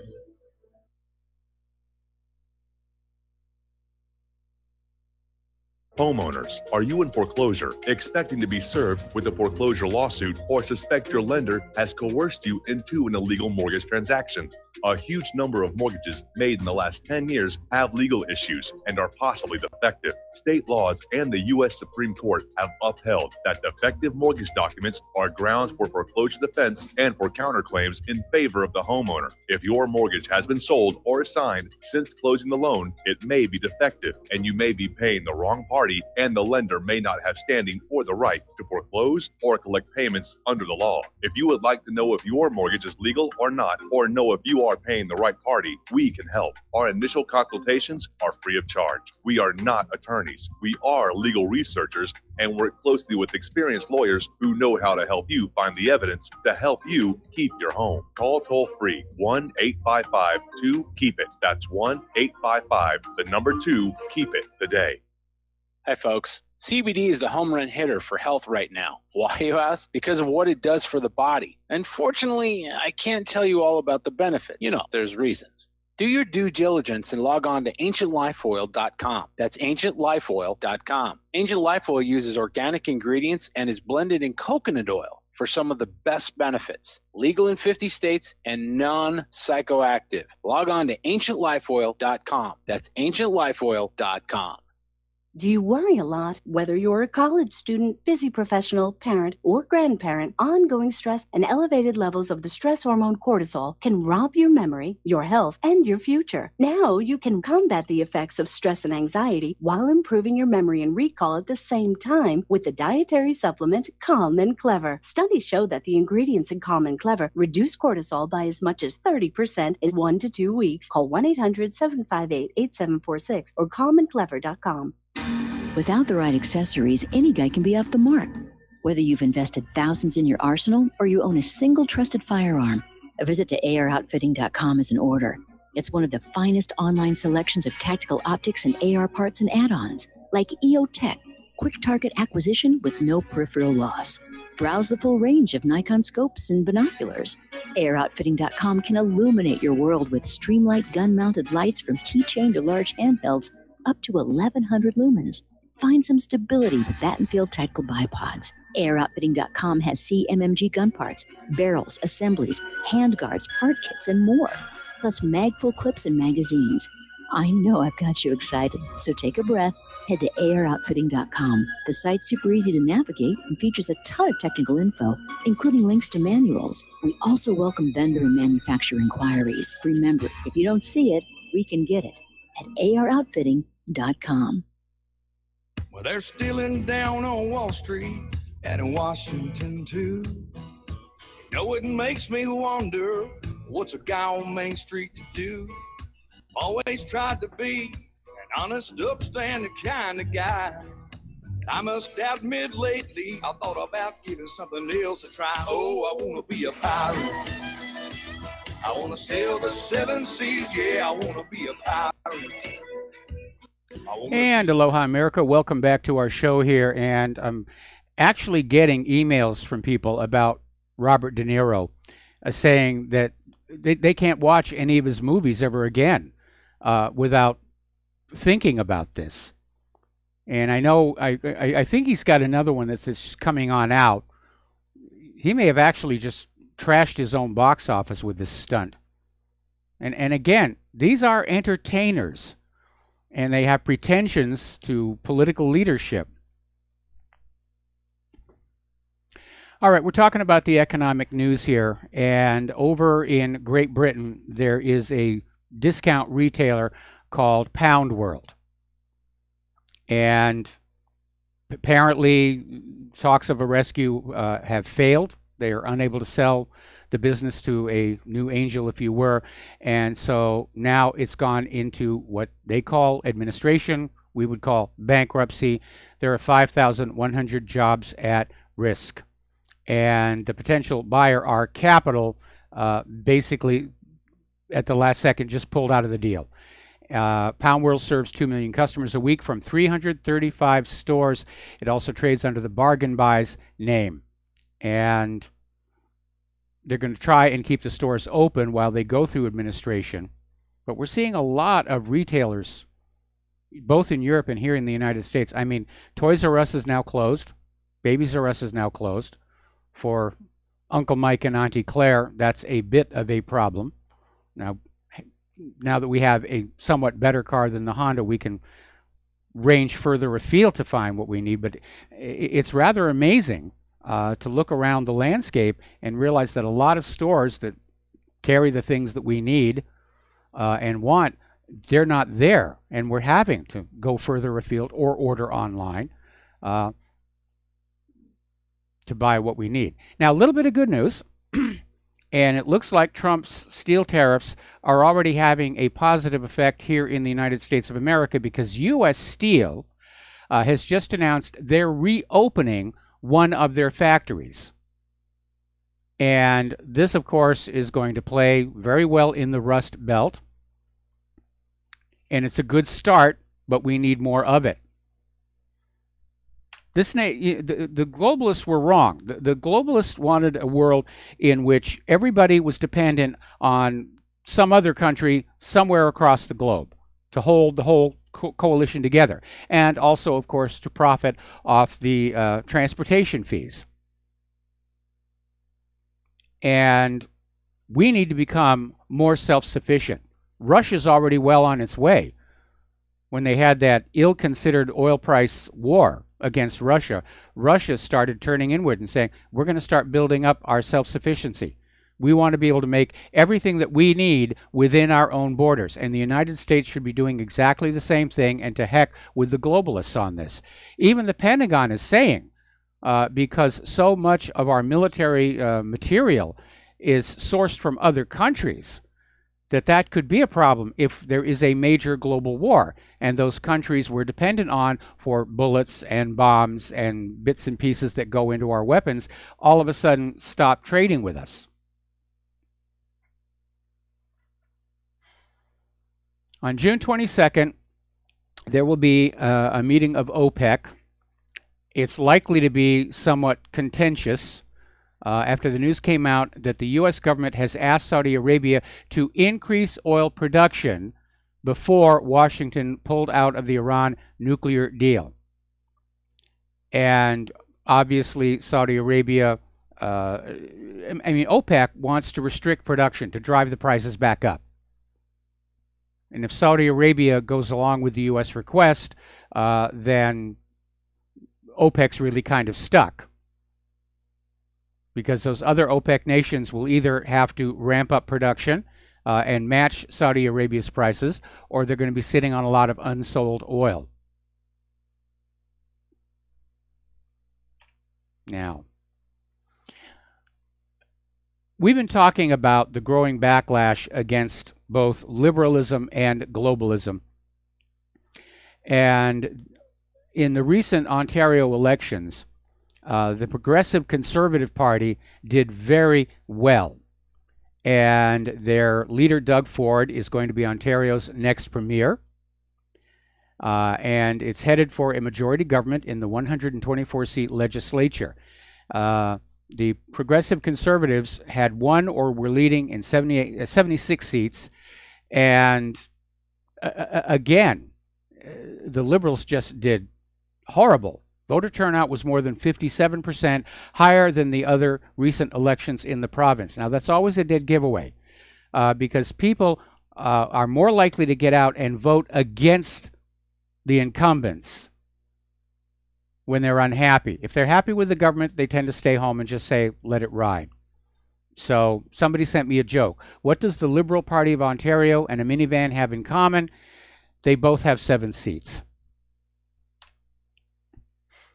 Over at the European Union, their president, Donald Tusk, is worrying about the New World Order being dismantled. And yeah, they have hit some major problems. It's self-destructing because of that open border refugee crisis, the economic predations, the misbehavior of Brussels, reminding us all that when you centralize government, the more centralized it becomes, the more corrupt it becomes, the more controlling it becomes. People don't want that. All right, we're going to take a couple of phone calls here. Rick in Arizona, aloha. Welcome to the show. What's on your mind? Yeah, Trump's kind of on my mind. You know, if it wasn't for like all the talk show hosts selling how great Trump is, he's not that popular. I mean, the Philadelphia Eagles didn't even go to visit the White House. Yep. And, you know, if you could name me one campaign promise that he's held that wasn't to Israel, you know, so that's all I got to say about that. Now, Bourdain, the media trying to sell off Bourdain as killing himself when he's got a beautiful wife and a daughter, and everybody's making him food all over the world. This strike me as a mob hit. You know, let me tell you something. The only TV channel that's on in Israel is Fox News, CNN, anybody else. There's only one channel from the United States, and that's Fox News. And CNN has gone over and above the call of duty of telling the American people that the state of Israel is not so friendly. So I would be putting my money on that Anthony Bourdain was a product of a mob hit. And it's going to be sold as this crap about him killing himself. But everybody in the media knows different. I guarantee it. Thanks, Mike, for taking my call. All right. Well, you've got it, and I'm going to have to disagree with you because when news of his death came on out, and Claire and I were both fans of him, not when he was at CNN, but when he had his own show before, we tuned in regularly. But as it turns out, I found an article that went into detail about how he was found. And he was found in a seated position with a scarf tied around his neck and to a doorknob. And what that tells me is that Anthony was engaging in a practice called autoerotic asphyxiation, which is where, while masturbating, you restrict the flow of blood to your head because you get a much more intense orgasm. But it is a very, very dangerous practice, and it's killed a lot of people. David Carradine, the actor, happened to him. I think that's also what happened to Robin Williams. But if somebody's committing suicide, they don't sit on the ground and tie their neck to a doorknob. That's just not it. I think it was just a horrible accident. And, you know, I know a lot of people over at InfoWars, they were pushing he was assassinated. He was outspoken about Palestine. He had this weird tweet about being harassed by Hillary's goons. And he said it's not fun, which I can certainly attest to that. But with this one article about exactly how his body was found, I have to move this from assassination into probable autoerotic accident. Because it does happen. A lot of very famous people have died that way. Okay? So we're going to move on over now to James in Charlotte. Aloha, James. Welcome to the show. What's on your mind? Yeah, hi, Mike. Let me tell you about a purchase I just recently made through eBay and how it was fulfilled, how it was brought to me. I was needing to do some furniture restoration, and I needed to get a large C-clamp, which I didn't have. And I looked around I go to Harbor Freight Tools or some of the discount hardware places, and I looked at their website to see what they had, and then I looked at eBay, and I was surprised to find that they had exactly what I needed on eBay for about half the price that I could find at some of the discount hardware places, which surprised me. Plus, they advertised free shipping. So I went ahead and purchased it. A couple of days later, it arrived direct from the Amazon fulfillment center, I think somewhere in Kentucky. I believe Lexington, Kentucky. Okay. Yeah, it was Lexington, Kentucky, here to Charlotte, North Carolina. And like I say, it was free shipping. And when I checked, I was curious to see, because that's a heavy item. Yes. And I went to check to see how much it would actually cost me to ship this item back to the Amazon fulfillment center, and it was over $6. Yes. So apparently Amazon is getting some sort of subsidy, apparently quite a massive subsidy through the post office. Yeah, they are shipping their product. Yeah, they are. They get a steep discount. In fact, the discount is so steep, the post office is actually losing money carrying Amazon's shipments. And a lot of people have complained about that because the post office is asking for yet another increase in the price of postage. And it's another case of all the money goes to the billionaires, and all of the costs come down onto the ordinary people. Yeah, so, well, basically, we're the ones who are subsidizing Amazon. Yes. Will be, yeah. And I imagine the first-class postage will probably be going up again. Yeah, that's what they want right now. That is, in fact, what they want. But, yeah, Amazon's got this sweet deal with the U.S. Postal Service, and a lot of people have pointed to it and said, this is not right. This is absolutely not right. Well, I don't know. Well, I don't know what we're going to do. I mean, everybody I know buys stuff through Amazon. I try and limit it. I just, I think this is really about the first thing that I've actually purchased. It came through Amazon. What was really interesting, though, is apparently Amazon is, placing items for sale with eBay now. Yeah, it didn't mention Amazon on the eBay listing at all. Yep. Well, who knows what's going on?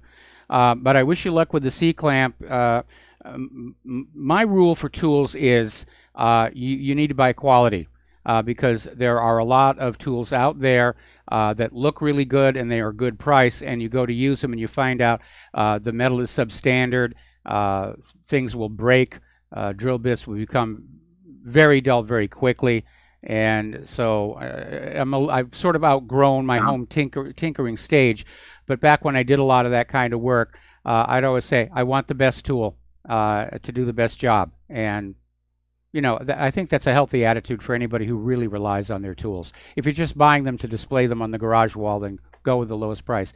James, thanks an awful lot here. We're going to switch to Joe in Tennessee. Aloha, Joe. Welcome to the show. What's on your mind? Hi, Michael. Aloha to you, too. Well, I wanted to talk a little bit about the whole G7 thing, and once again, Trump is exceeding my expectations. And first thing he did that I loved was he was asking, why isn't Putin here? How can you have a G8? We should have a G8. How do you have a G7 without the Russians? And that took a lot of guts for Trump to do with all these attacks on him for 2 years. It's a shame that they were attacking our relationship with Russia for this long, or we'd probably have a lot more solutions to some of these world problems.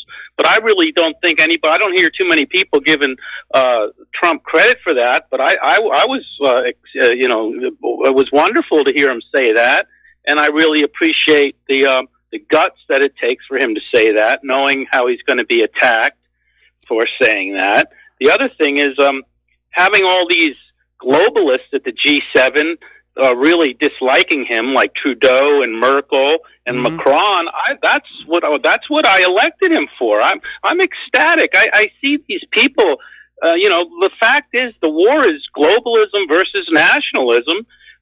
As a working man, a union member, I was appalled by NAFTA. I was appalled by the way the Democrats sold the working labor part of the party out to the crazy wing of the progressives and the left. Mm-hmm. And I had a friend who was a union official, and he used to say, "Well, we're a pro-abortion union," and I'm like, "Well, what does working on a ship have to do with abortion?" And that's why the unions lost. We've lost our power because they got political. I mean, I had another friend training for unions with the AFL-CIO, and they were telling him all about gay this and gay that. And he said, I didn't come here to learn about that. I'm trying to learn how to get a better contract for my guys. So, I see as a populist, as a labor guy, I'm against, I think Trump is doing a wonderful job. He's doing what he said he would do. He got rid of TPP. NAFTA's probably in the trash can now with Trudeau being, having a spat with him. And I'm ecstatic by it. I hear a lot of callers, running them down. And I'm thinking, this is exactly what he was elected to do. And he's the first guy since Reagan that really did what he said he was going to do. I mean, well, let me back up here. Let me back up here a little bit here, and you do raise a valid point about Trump versus the globalists, and that is definitely something that he did run on. But TPP may actually be on the way back. But I think the reason people were kind of thrown by Trump's statement about Putin being there at the G7, G8, is it came hard on the heels of the U.S. Throwing more sanctions onto Russia. And it seemed like there was this open display of economic hostility, then followed by Trump's comment basically saying that Russia needed to be there. And I don't think had Russia been there, it would have worked out very well for the U.S. because of the aforesaid sanctions. Anyway, we got to take a commercial break. Joe, thank you for the phone call. We'll be back with another phone call after these few words.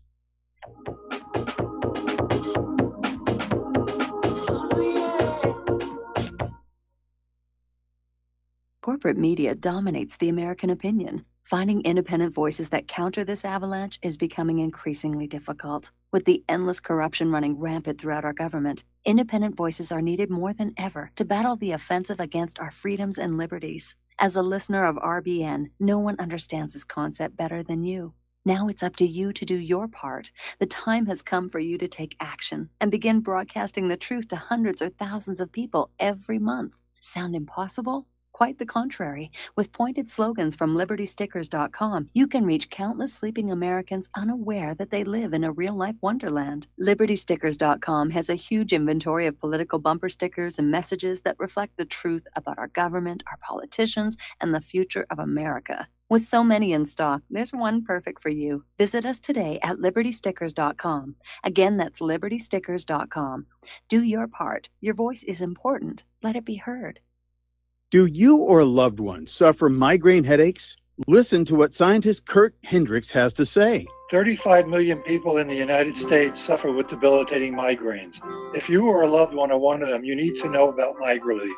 Hi, I'm Kurt Hendricks, the scientist that formulated and patented the MigraLief migraine formula.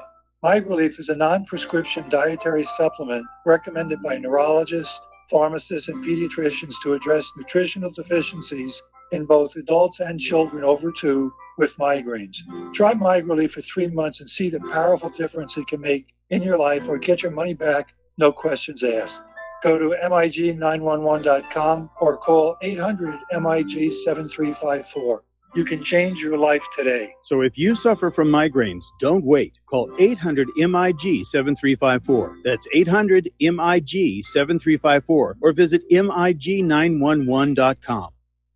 Okay, nurse, let's get this man to the ER stat. Right away, doctor. We see this every day. Heart attack or angina pain due to blocked and clogged arteries. Chelation can remove obstructions or blockages from arteries and help avoid painful and expensive surgery. Now there's Angioprem. It's a liquid oral chelation product that you take with juice. You start to feel the results fast. Angioprem increases blood flow all over the body, and that means more energy and strength to take on the day with less aches and pains.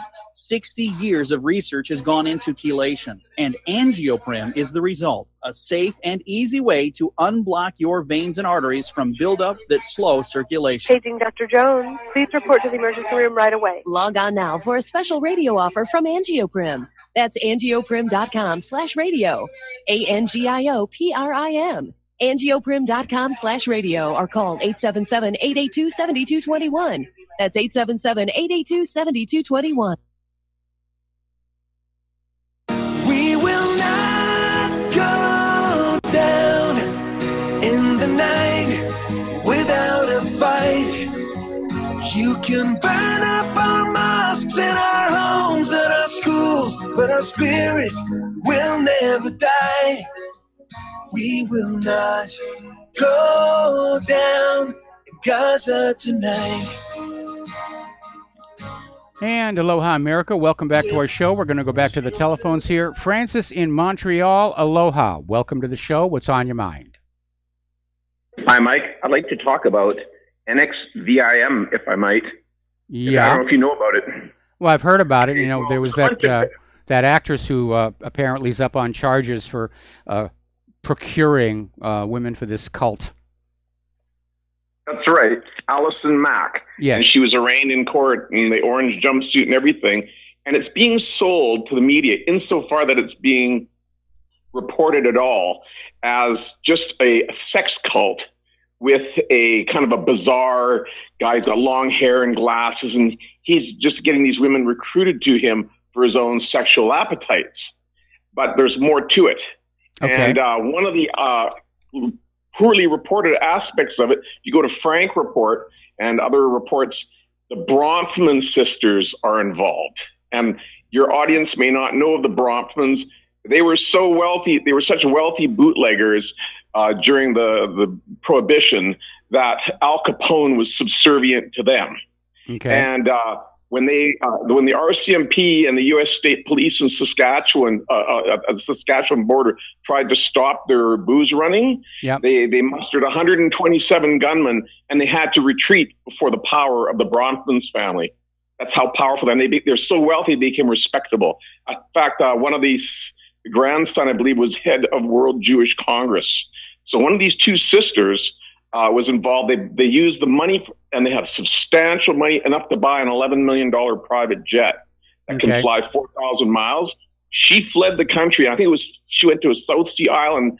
I think it was Fiji, with a large sum of cash. Okay. This is not about a sex cult. This is human trafficking.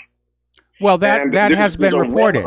That has been reported that that's what was going on. And by the way, I think it's pronounced Nixium, despite the way it's spelled. But yeah, the allegations of massive human trafficking behind the cult has actually been reported. That's right. And from what I'm reading is that there's all these Instagram whores, young girls that are being recruited for this off of Instagram, and they can make $50,000 in a weekend. Some of them are bragging about that. And they're usually being shipped out to Saudi Arabia. And if you go to Crazy Days and Nights, the entertainment lawyer, the guy who runs that site, is saying that a lot of these girls, especially the really young ones that are being attracted by glamorous stars like Allison Mack, are being sold off into Saudi Arabia, and they're even being used to pay like Chechen ISIS fighters for their mercenary work. And after a couple of years of harsh use, they just toss them in the foundation of a high-rise they're building and just cover them with concrete. Okay, so this is like a really nefarious thing. There's a huge, huge scandal brewing here, and there's a whole bunch of other events in a cluster that I don't want to sound like too much of a conspiratorial nutcase, but I just want to draw people's attention to it so that they can look at it and think about it. Because there were two high-profile suicides in New York City last Francis, weekend. I got to cut you off because we're coming up on the station break. There's no question there is a lot of human trafficking going on around the world and here in the United States, and that was something that Trump said he was going to be dealing with. And there have been some cases of human trafficking, or traffickers being arrested and jailed. But again, for some reason, it's something the corporate media stays away from. Especially the child sex trafficking. So anyway, Francis, not really, because I need to get on to some other things, but thank you for the phone call. We'll be right back after station identification.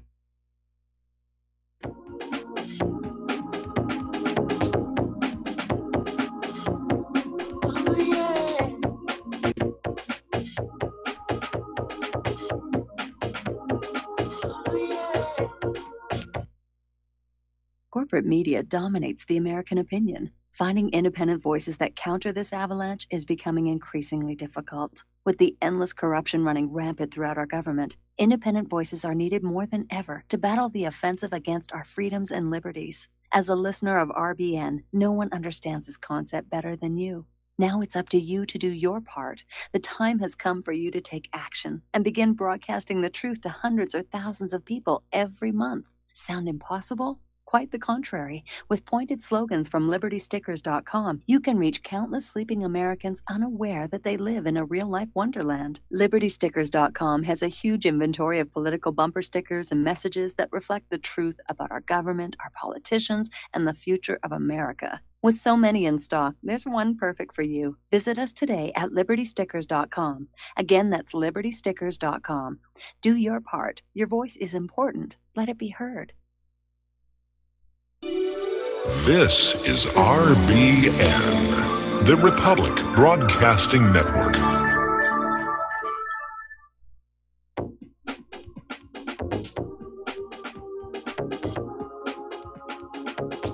What really happened with your host, Mike Rivero, the history the government hopes you never learn. Here is your host, Michael Rivero. And aloha, America. Welcome back to our show. Hour number 3. The phone lines are open, 800-313-9443. Interestingly enough, George Soros did an interview in the Washington Post and voiced his frustrations over the fact that his plan for a one-world government has gone awry. In fact, he was saying that everything that could go wrong has gone wrong. And he was lamenting the rise of Donald Trump. He was lamenting the rise of nationalist sentiments all across Europe and here in the United States of America. And so Soros himself is saying the wheels have come off of his little one world government cart. And that's a good thing. And if you look at all the pain and misery and destruction this guy has caused trying to bring this about here. Now, over in Italy, Matteo Salvini, who's now Minister of the Interior, basically said that the borders are now closed. Italy will no longer accept any refugees. And that was part of what they campaigned on, and that's part of why they won the election. But just like here in the United States, the Italian government has got some resistors. And apparently mayors across the south of Italy are pledging to defy the closing borders order coming from the government. They're going to keep their ports open. They're going to keep on taking the refugees. Over in Turkey, Erdogan is responding to a comment coming from Austria that Austria is getting ready to start closing the mosques that have sprung up as the refugees have poured on in. And they want to close the mosques and start expelling the foreign-funded imams. And that's infuriated Turkish President Erdogan, saying this could actually lead to a war between Cross and Crescent. And he's saying Ankara will not sit idle. Remember the other day I was saying that we could be descending into a new dark ages? Well, here we are. We've got holy crusades coming again. God wills it. God wills it. God wills it. Now, you know, over in Europe, because of the refugee crisis, Sweden has become the rape capital of the world. Germany is not too far behind. And there was a recent incident where a 14-year-old girl was raped and murdered by a failed Iraqi asylum seeker. And this one got a lot of attention because the girl was Jewish, always guaranteed to really heat things up. And thousands of women and children have been raped in Germany since Angela Merkel welcomed into the country more than 1 million, mostly male, migrants from Africa, Asia, and the Middle East. And so more and more people are seeing this as a failure of the German government. And the German people are getting fed up with it. They're fed up with the open borders. They're fed up with a justice system that's arresting these criminals and then dumping them back out onto the streets again.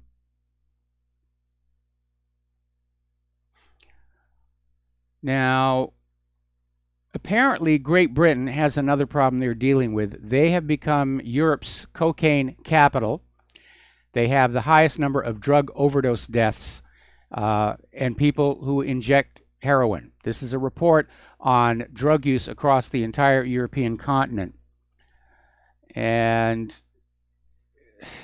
again, I wonder who's making the money off of that. Organized crime or some intelligence agency? Now, this gets into something. This is a story came out of Zero Hedge. And as I mentioned earlier in the show, the CDC recently came on out and reported suicide rates in the United States are really taking off.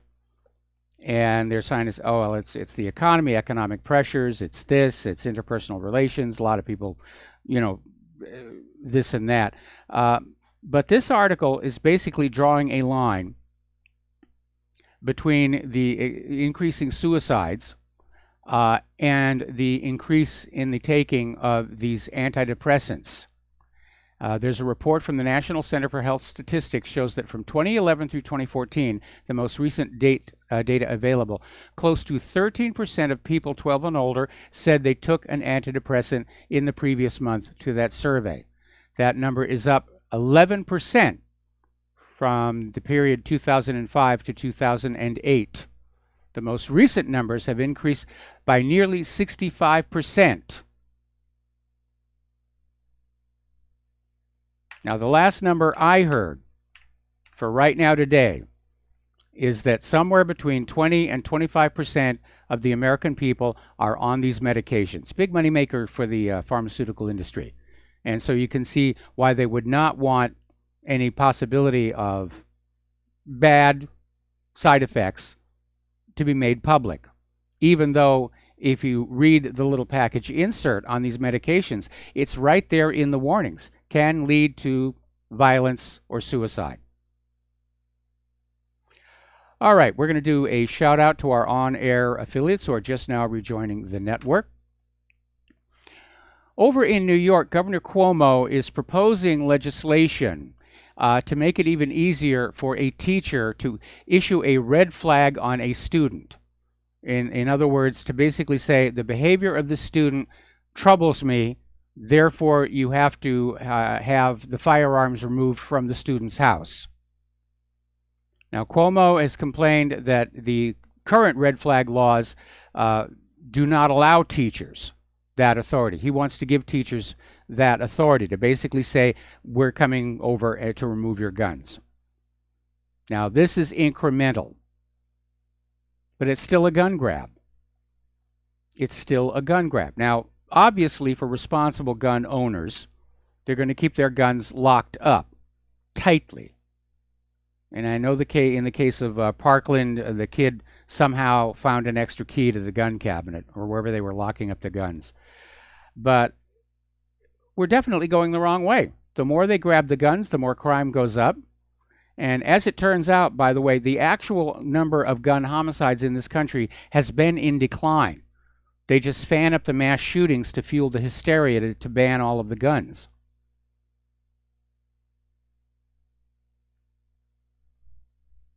I think we should go back to what worked before, which was that everybody on their 12th birthday be taught gun safety and entrusted with a firearm. That's what happened when I was growing up. Everybody had guns. Everybody knew how to use them safely. There were no mass shootings. There was one attempted suicide, but that's a different matter. We'd take our guns to school. We'd put them in the cloakroom. Nobody thought anything about it because we'd take those guns on the way home from school. We'd stop and chase the critters out of the farm fields. That was normal life. We didn't have mass shootings. Of course, we also didn't have prescription antidepressants. Now, we've been reporting over the last couple of weeks about some of the really ridiculous lengths that the liberals are going to in their social engineering. And as a result of it, there is a renewed interest in homeschooling. parents are just getting fed up with liberal indoctrination, and they're turning to homeschooling. And of course, the public school districts and the local governments are trying to push back, making it more and more difficult to homeschool. They want the kids in those state-controlled schools. They want them indoctrinated. They want them taught obedience to authority, blind obedience to authority. Don't think, don't question, don't ask, don't analyze. Just trust what we say, and all will be well. Over in Minnesota, there is a major public library, the St. Paul Public Library, and this summer they're putting on 3 of these drag queen story hours for all ages. And basically they're featuring performers from an event company that specializes in drag brunches. Basically it's come under criticism. And they're saying they're putting on these events as part of its anti-Trump inclusivity campaign. In other words, we're going to have these drag queens in the library with the little kiddies just because we don't like Donald Trump. And I can imagine parents would be upset about that. And again, if the gays wanted acceptance, no problem with that. We accept them, no problem. But trying to basically force their lifestyle into other spaces, other parts of society, that's going to meet with resistance. And yet we're seeing that. Instead of just saying, yes, we're accepted by society, let's all live our own lives, our own ways, and get along peacefully. Now they're getting confrontational.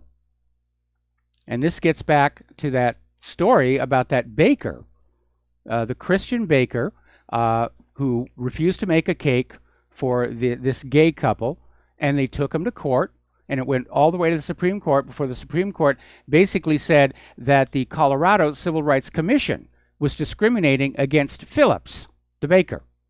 It took 6 years for this. And you have to ask the question, why did this gay couple feel the necessity to drag this guy through 6 years of court at huge financial cost, including the loss of his business, rather than simply say, okay, that's fine. Can you recommend another baker that would help us?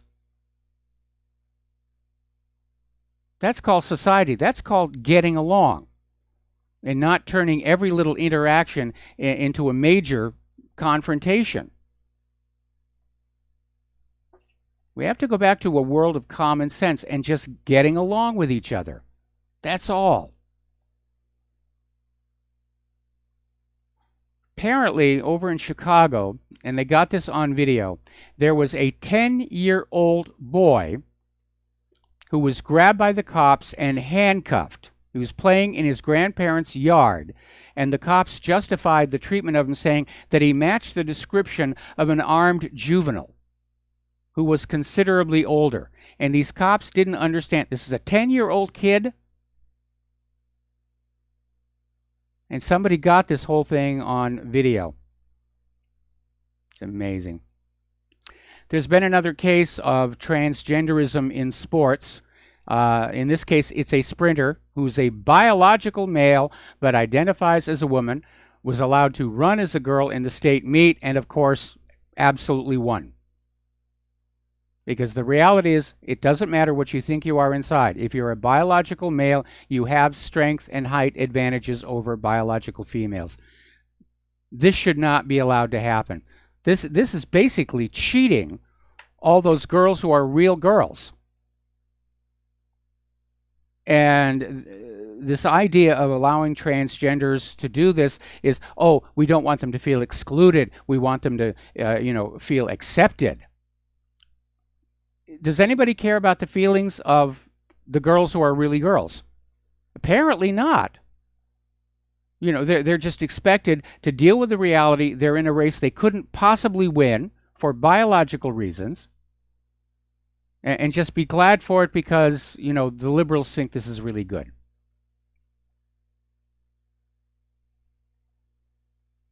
It really is absurd. Okay, let's talk about the volcanoes plural now. Kilauea is still erupting. They had 2 ash ejections earlier this morning. They still don't know when this might slow down or end. They're saying it could be weeks, it could even be years. But that part of the Big Island is now a no-go zone, and it's a mess. 600 houses have been destroyed. Lava is now moving in on that Puna geothermal venture. It's expected that that will soon go up. It's covered by insurance for volcanoes, so they'll be able to rebuild it and get that back online for the electricity. And then we have the Fuego volcano in Guatemala, which is really bad. And both Kilauea and Guatemala have been much larger eruptions than would normally be expected. And now yellow alerts have been issued for Mexico's Mount Popocatépetl, say that 3 times fast, and Alaska's Great Sitkin volcano. Now, like Fuego, these volcanoes sit on the Ring of Fire. And a lot of people are wondering if the Ring of Fire is waking up. Now, one thing that has been noticed is that following the monster quake in Japan that resulted in the Fukushima disaster, that seismicity has been increasing along the edges of the Ring of Fire. And it started from Japan, moving north and south. Then it was going across the Arctic sections. And it's like the entire Pacific plate has been readjusting a little bit. And yes, it could trigger quakes and volcanic eruptions. Over in northern England, they had a 3.9 magnitude earthquake, which is not too bad. You know, it's spilled a little tea and rattled the beds, but it's the first quake they've had in 10 years. So a lot of people are wondering about that one as well. So let's talk about human-caused global warming. Snow has returned to the Pacific Northwest. They have snow on the peaks there. One of our listeners sent in a photo from their home showing new snow on the mountain peaks there as well. And it does look like all those global warming hysterics were wrong. They're still out there trying to sell the idea that you need to pay carbon taxes. But there were a couple of monster blizzards up in Newfoundland. All right, let's take some phone calls here. Dave in Missouri, aloha. Welcome to the show. What's on your mind? Well, aloha, Mike. I hope you all had a blessed weekend. I certainly did. Thank you. Did you successfully pull off your roadie gig for church yesterday? Yes, I did. Now, what does that consist of? What kind of equipment do you move? There isn't much to move. It's just basically for Claire's Choir, I maintain a website where they can self-teach themselves the music, and I'll make backing tracks for some of the music that they do, and I also got drafted as a singer. So that's basically what it is. The equipment is basically, you know, a laptop. Yeah, whatever honeydew is next. I get it. I mean, that's our job. Right? Happy wife, happy life. You know, Amy has always meant for me to ask you, and I never have. Who sings what really happened? Your theme song. Who sings that? That's Thania Crone, and that's from her album Kaleidoscope. And she did find inspiration for that song at my website, and graciously gave me permission to have that music as a bumper. Well, let's wondered. We always were curious whether or not that was Claire, and you might just mention, I don't know that she would ever consider such a thing, but, you know, we would probably really all enjoy a song from her some Friday afternoon. We have to listen to you all week long. My word, seems like the least we could get, you know. Well, Claire writes... I'm going to get back to it, man. Yeah, you know, I have to agree with Joe. I can't remember what city he was from. It sounded like he worked on a boat. Right. Yeah, man. Okay, so you can't have it both ways, you know. Oh, so we're upset that the Rothschild stooges, Merkel, who destroyed Germany, Trudeau, come on, even Canada's embarrassed by him. I mean, these people are so in the bank. So we're upset. Oh, we're being isolated. man, we have really seen no negative, lasting, real, calculable implication from Trump's pro-nationalist trade policy yet. So what I want to encourage, and we all know we need to be self-sufficient if we're going to have a future. We can't just sell made in China to each other, let the Walton billionaires and Bezos make the money as they export it to communist China and think we're going to ever build a successful, vital economy. So we have to create demand that Americans have to get up off their Big Mac butt and be a part of producing what we need to consume. We might as well get on our knees and surrender to globalism. So, you know, of course, CNN, we're not going to do that. Okay, Dave, I got to put you on hold. Got to take a break for commercials, and we'll be right back.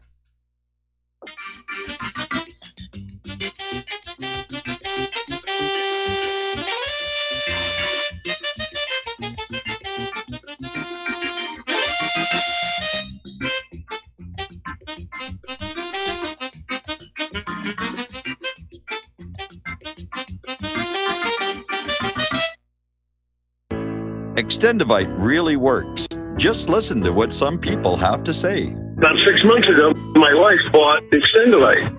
She didn't tell me she was giving it to me. So after about 3 days, I said, maybe the weather's changed or something. I said, my legs feel really good. And she goes, well, I've been giving you this stuff, and it was the Extendivite. And you know that I'm about 75% better. I can actually climb stairs now, and I can get up out of chairs. I can even get down, and I got to work under a table or a computer table and work on a computer. I can actually get back up off the floor. You know what? It's an amazing product. I can't believe I didn't think anything short of having surgery was going to help. Extendivite is only $69.95 for a 2-month supply of either capsules or liquid. Call now. That's 1-877-928-8822 or visit heartdrop.com. Extend your life with Extendovite. Folks, we're living in a world the likes of which we've never perceived any clearer than we do now. The plan for global governance has been in the works for generations and would have likely been achieved by now, but for the fact that the globalists left open their Achilles heel. With all their tools, Federal Reserve System, fiat currency, no child left behind, and then Common Core education introduced to our schools to dumb us down, vaccines, pharmaceuticals to lobotomize us, GMO foods, insertion of compromised or bought and paid for politicians, judges, mainstream media propaganda, all pieced together like a puzzle designed to ultimately bring the world under submission. But with all their strategy, they forgot one thing: knowledge. And knowledge is power. With knowledge, their bombardment is nullified. Folks, with that, as brilliant and knowledgeable as you've become, among the wisest audience of any radio audience in the world, and you are, I want you to take a moment to reflect and ask yourself, how much of that knowledge did I obtain from Republic Broadcasting Network? How high has my consciousness been raised since I've been a listener? How fast am I now able to discriminate truth from fake news by being a Republic Broadcasting listener? How clear am I now able to see the world since I've been listening to RBN? Ask yourselves those questions, folks. Then ask yourself, what is that knowledge worth to me? Like my morning coffee, how would I survive without it? A voice of truth in a sea of lies. Do we not all need to make sure it survives? Like public broadcasting, we are now finding we can only survive with listener support. Censorship, advertisers being attacked, truth itself being attacked. It's the only way through this. We at Republic Broadcasting humbly ask you to become a supporter. Look at your budget and make a determination of what Republic Broadcasting is worth to you and what you can afford on a monthly basis. Go to republicbroadcasting.org and pledge $20, $30, $40, $50, if possible, $100 a month or more if it's affordable. Click the donate button and become a regular monthly donor. Assure both us and yourself that Republic Broadcasting truth will continue to flow like that morning coffee. The network thanks you.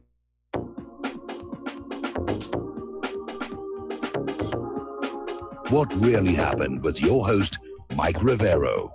Join Mike on the air. Call toll-free 800-313-9443. 800-313-9443. And aloha, America. Welcome back to the show. Here we're talking with Dave in Missouri. And my concerns about a trade war, and I agree with you. We do have to become self-reliant, at least on our key critical industries and supplies. My concern was that our manufacturing infrastructure and our economy are not resilient enough at this time to pull it off. And a lot of analysts have come on out and said that our debt is a major impediment that makes it very difficult to survive a trade war. But again, the reason people were caught off guard by Trump's comment about Russia, it was coming hard on the heels of these very hostile economic moves and provocations against Russia. You said, when you heard him say that, your reaction was just as mine and so many others, like it's about time. We have a man willing to stand up in the face of all this adversity, blatant lies.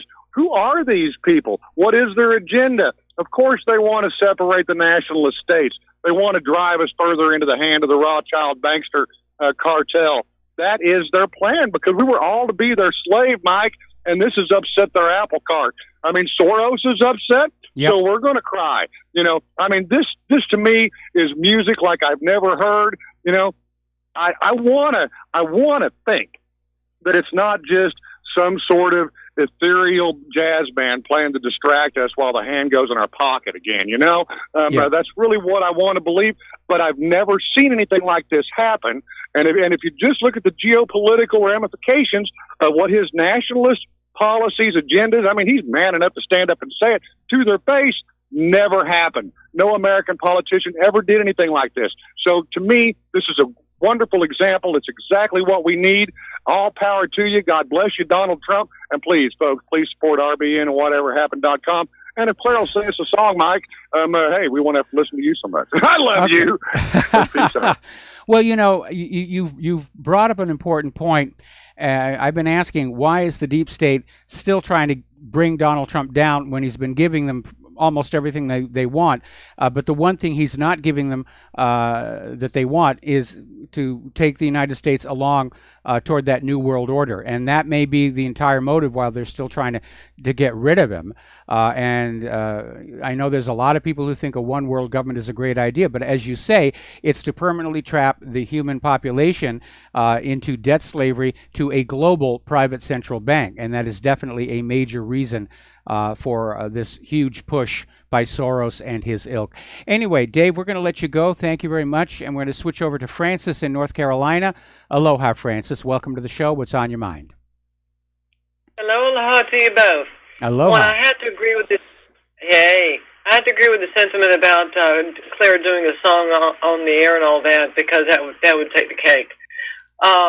Secondly, the reason why I was calling was that regarding the sprinter, runner, whatever, was this dude on hormones at least, let alone had any surgery done?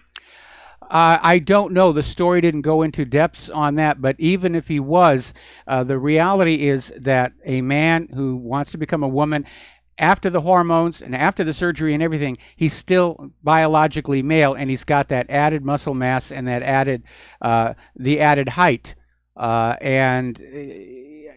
I got. Yeah. But then again, there's some that are female bodybuilders, and they can do the same thing for that matter. But the problem is that if he still has a penis, let alone the testicles, then he shouldn't have been allowed. I don't care if he claimed that he was Queen Madonna of Sicily, Italy, or whatever. I don't care. If he still has a penis, then he should not have been allowed to participate with the gals that were in that sprinting team, period. Well, I mean, that's just... I disagree. Like I said, even if he's had the surgery and the hormone treatments and everything, he still should not be allowed to compete against real biological girls. It's simply not fair to those girls.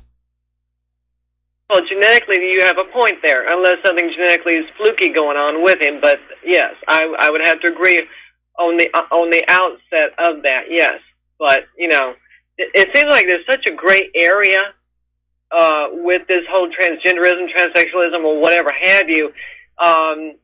It's absolutely ridiculous, and quite frankly, it actually makes you want to question, even when people are born with both sexes, for that matter, how they deal with life. But I don't know. It's just getting absurd. It causes me to, whenever I am at the store and I'll watch someone go into the restaurant, I'm like, okay, and do they know which store they're going in? So, but anyway, enough out of me. Have a great one. Later. All right, thanks an awful lot, and we're going to let you go here, and we've got another caller, but I'm going to wait till after the commercial on that one. But again, the idea that there is this infinite number of genders and identities is a liberal invention. And I understand that gays really do have a genetic predisposition of being in the wrong body and so forth. But a lot of this stuff is just made up for political gain. And the liberals have been playing with this because they don't really have a platform ordinary people can identify with anymore. So they're just going out to this stuff. All right, we're going to take another break for commercials. Back with another call after these few words.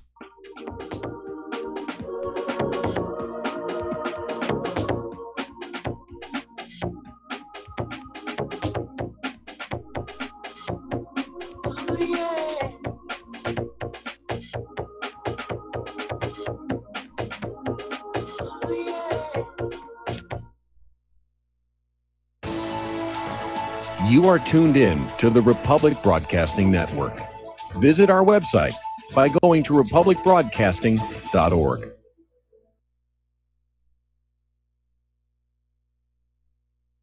Do you worry a lot? If you're forgetful, nervous, moody, or overwhelmed, chances are you're not protecting yourself from the ravaging effects of stress and anxiety. No matter the cause, ongoing stress and elevated levels of the stress hormone cortisol can rob your memory, your health, your quality of life, and your future. Now you can combat the effects of stress and anxiety while improving your memory and recall at the same time with the dietary supplement Calm and Clever. Studies show that the ingredients in Calm and Clever reduce cortisol by as much as 30% in as little as 1 to 2 weeks and increase your ability to recall facts, names, and numbers in 4 to 12 weeks. Calm and Clever was created by scientist Kurt Hendricks, a principal investigator in 2 NIH-funded studies on Alzheimer's disease. Try Calm and Clever for 2 months. You'll feel the difference. Call 1-800-758-8746 or go to calmandclever.com. Did you know that neither the American Medical Association nor the American Bar Association were established to benefit the American people?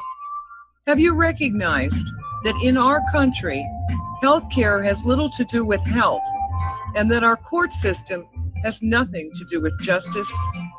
The priests of both medicine and law have been incentivized to implement a dark agenda on behalf of the Bilderbergers and their ilk. To protect ourselves and our progeny, we need to take a much closer look at how these two giant industries really work.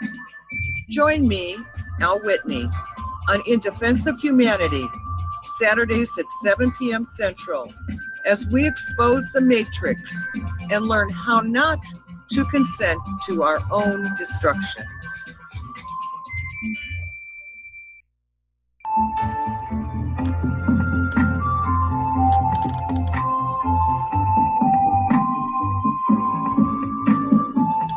Do you know there is an ongoing war right here in America?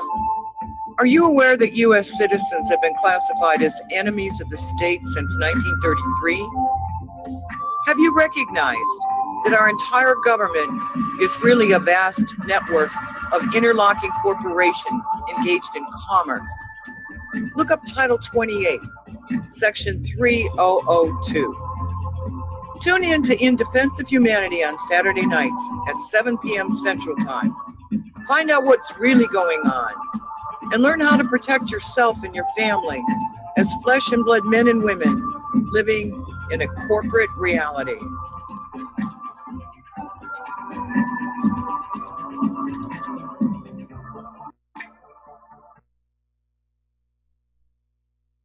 What this country is coming to, I sure would like to know.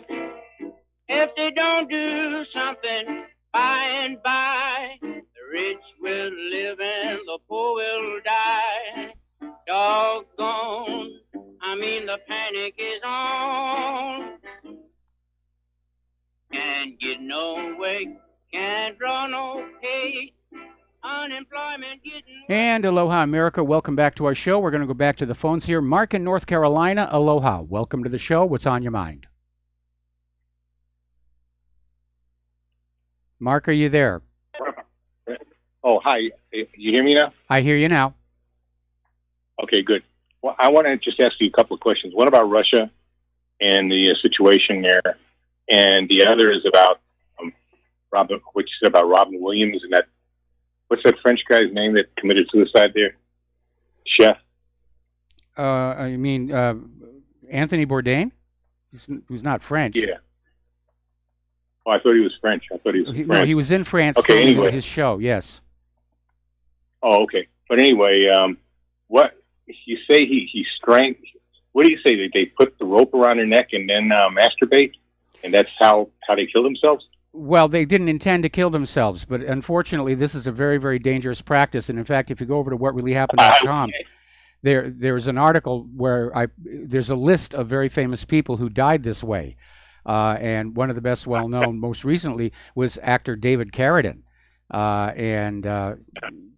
Yeah, it's a very, very dangerous thing to do.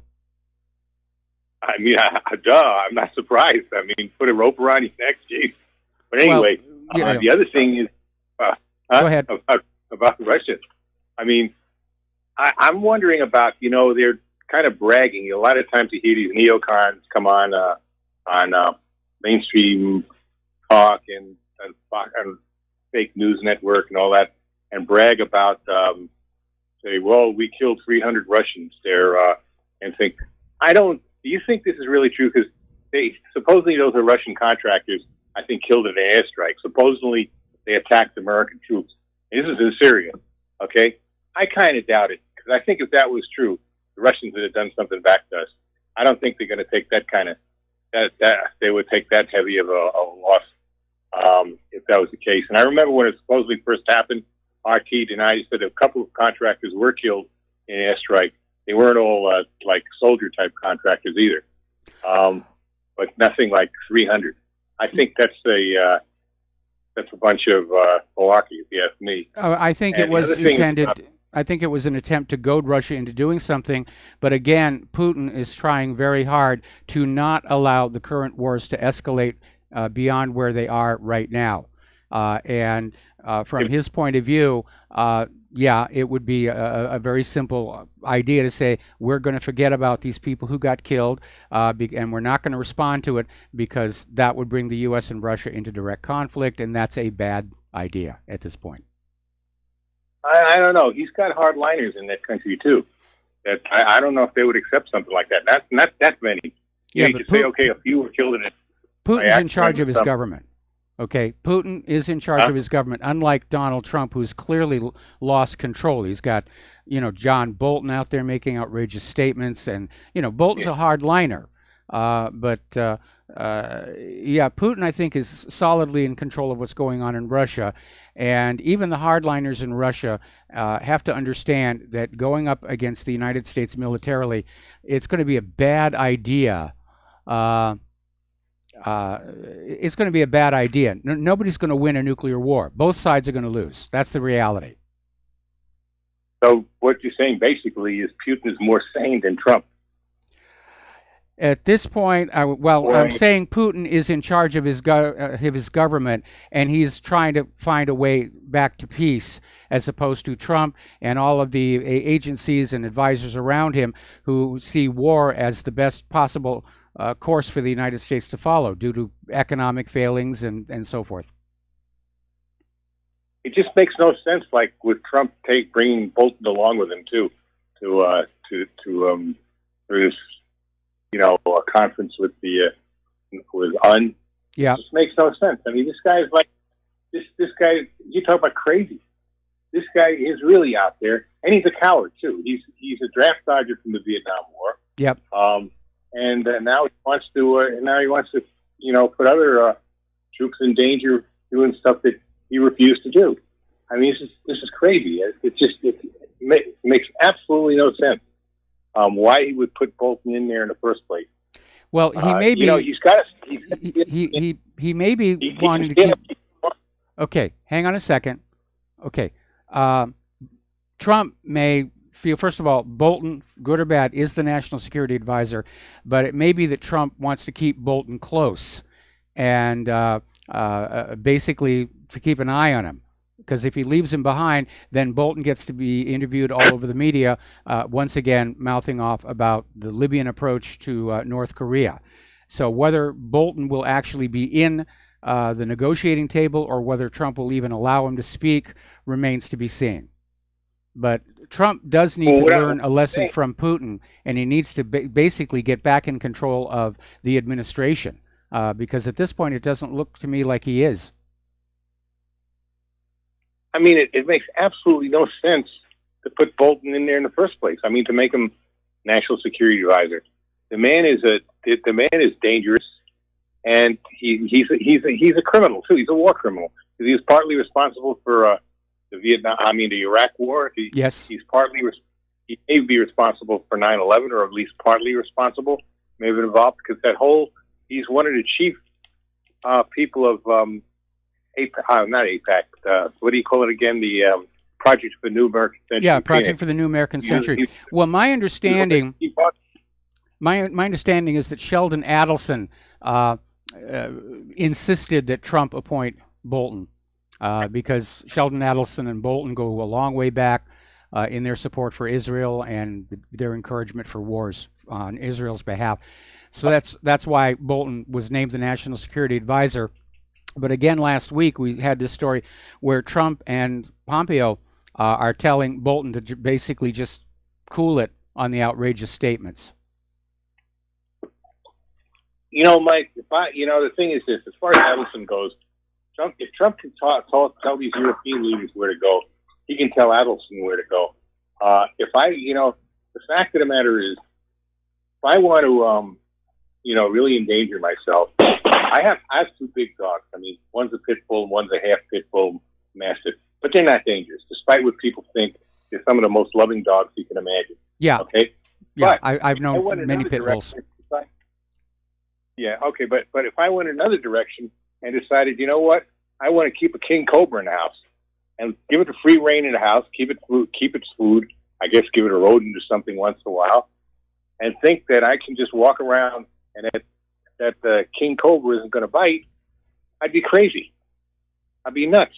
Yes. Well, it's the same thing. If you got a guy like Bolton, who is a crazed warmonger, a chicken hawk on top of it, yes, you think that this guy isn't going to at least advise you to or say things that can start a war. And by the way, Lindsey Graham is another nutcase. He was saying, I heard him on the radio yesterday, advocating that Trump needs to tell on either you do it or we tell you, or we're going to take military action against you.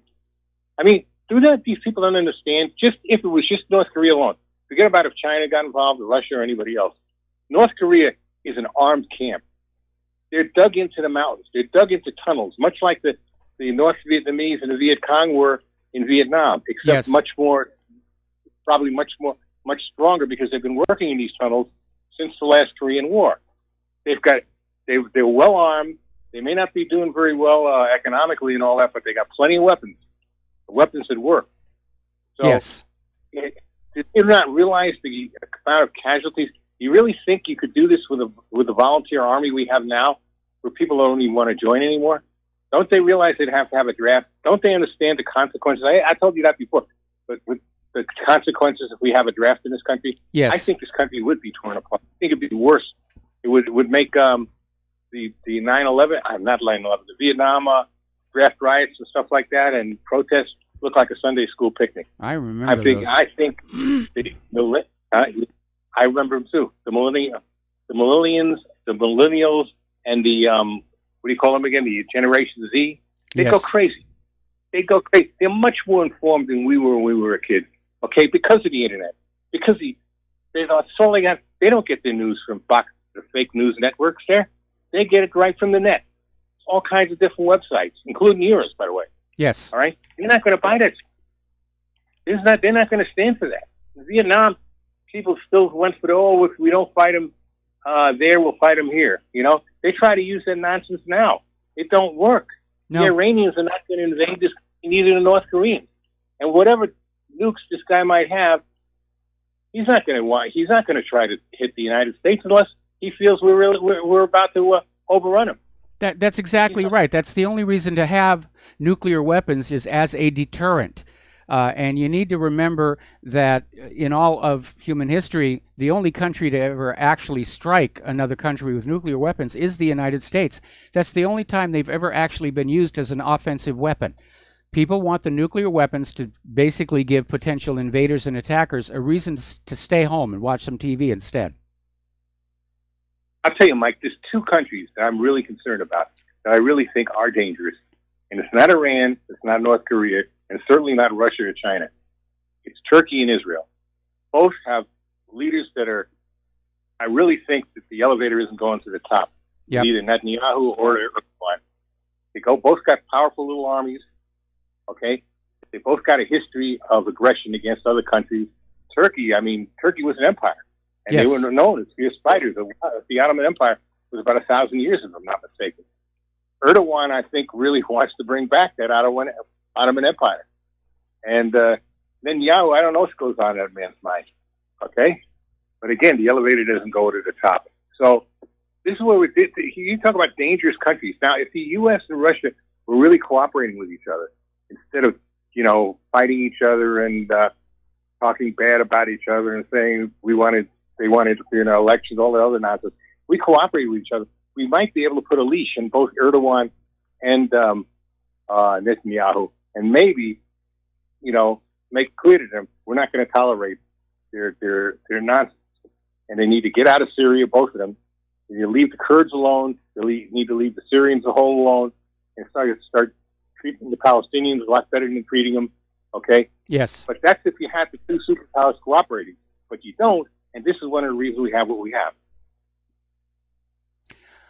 Well, yes, no, you're absolutely right. The problem is that for the world to have peace, everybody has to want that peace.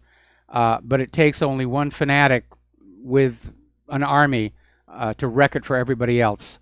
And again, looking over the last 17, 18 years, the U.S. and Israel are the aggressors. They're the ones constantly attacking everybody else. This world war, I'm afraid we're the bad guys. And I think that people in America, in the United States, are waking up to that realization. We're the villains this time. And another reason to avoid a world war is I think we're going to lose it. Especially if it goes to nuclear weapons, we're going to lose this one. Well, there's going to be no winner. I don't think there'll be a loser, or we'll all lose. I really have my doubts of the planet. Look at all the problems these volcanoes are causing, right? Yes. I mean, the one by you there in Hawaii, the other one, where is it, Nicaragua? Guatemala. Okay. It's just Guatemala, I'm sorry. But anyway, just imagine if you had an out-and-out full-scale nuclear war between the United States, Russia, China very likely would get involved, so would India and Pakistan at some point, and probably Israel would get in their licks too. So what would that do to the atmosphere? I can't see there being any world left if that happened. I can't see a winner or a loser. I think we'd all lose. Well, I'm in agreement with you, but all of these world leaders and billionaires, they have their underground bunkers already built. They actually think a nuclear war is survivable and winnable. RFK told JFK Jr., not JFK Jr., RFK Jr. Went through the nuclear missile crisis. I think JFK Jr. is like 9 years old or something. Yeah. He says, don't bother going in. They ordered, we were telling them to go start getting into the bunkers. He says, no, don't go. We're not going in there. He says, because there'll be nothing to come out for. Yeah, I'm in agreement with that view. I'm in agreement with that view. It would be a hideous mistake. Anyway, listen, we're running out of time here. So, Mark, I'm going to let you go. Thank you very much. And we're going to take one more phone call. Mateus up in Canada. And Mateus, what's on your mind today? If you look at it from the perspective of the entire galaxy, the other civilizations' perspective, basically any emerging civilization that discovers nuclear weapons, there's kind of like a safety a safety mechanism built in where if the species that discovers the nuclear weapons are really stupid, are really unwise and dangerous and violent to the point where you wouldn't want them part of your galactic community, you don't have to worry about it. They're just going to blow themselves up anyway. That's true. And then the ones that don't blow themselves up, it means that they have not just intellectual intelligence, but also wisdom and compassion and kindness and some sort of spiritual or moral evolution to go along with it. Those are the ones that make it into space and join the Galactic Federation or whatever. And I was surprised to find out that in the Canadian parliamentary elections for the federal or the national elections, that you can elect an MP, like a representative, and then they can just cross the floor, it's called. And that literally means walk across the floor from one party to the next without having to quit their job and go for re-election. Is that the same in the States where you can elect a liberal representative and he can just walk across and become a Democrat without asking permission for it by anybody? Yeah, there have been. It doesn't happen a lot, but there are occasionally members of Congress who will just announce that they're changing parties, and they stop being a Republican and they start being a Democrat. But what was the point of electing that person as a Democrat if they're just going to tray you and go? I can't believe that's allowed. Is there any reason that makes sense, that's fair, that I'm missing? No, it doesn't make sense. But again, nobody's ever challenged the practice down here. And it's just another reminder that the politicians are opportunists. And, it does look bad. The optics are bad on that. No question about it. And those politicians who have changed parties tend not to do very well after that. Anyway, Matthias, we have to take a commercial break. Thank you for the call. We're going to close the phone lines for the last segment of our program, and we'll be right back after these words from our sponsors.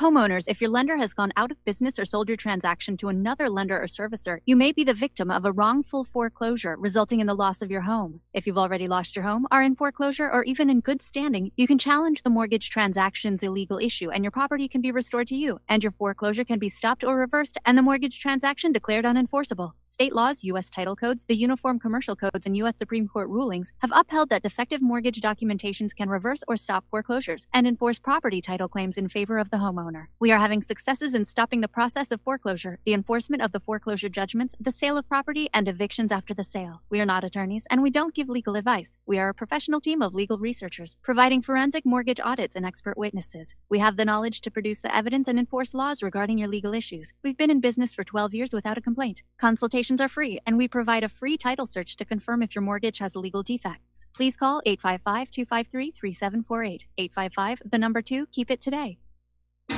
Without the right accessories, any guy can be off the mark.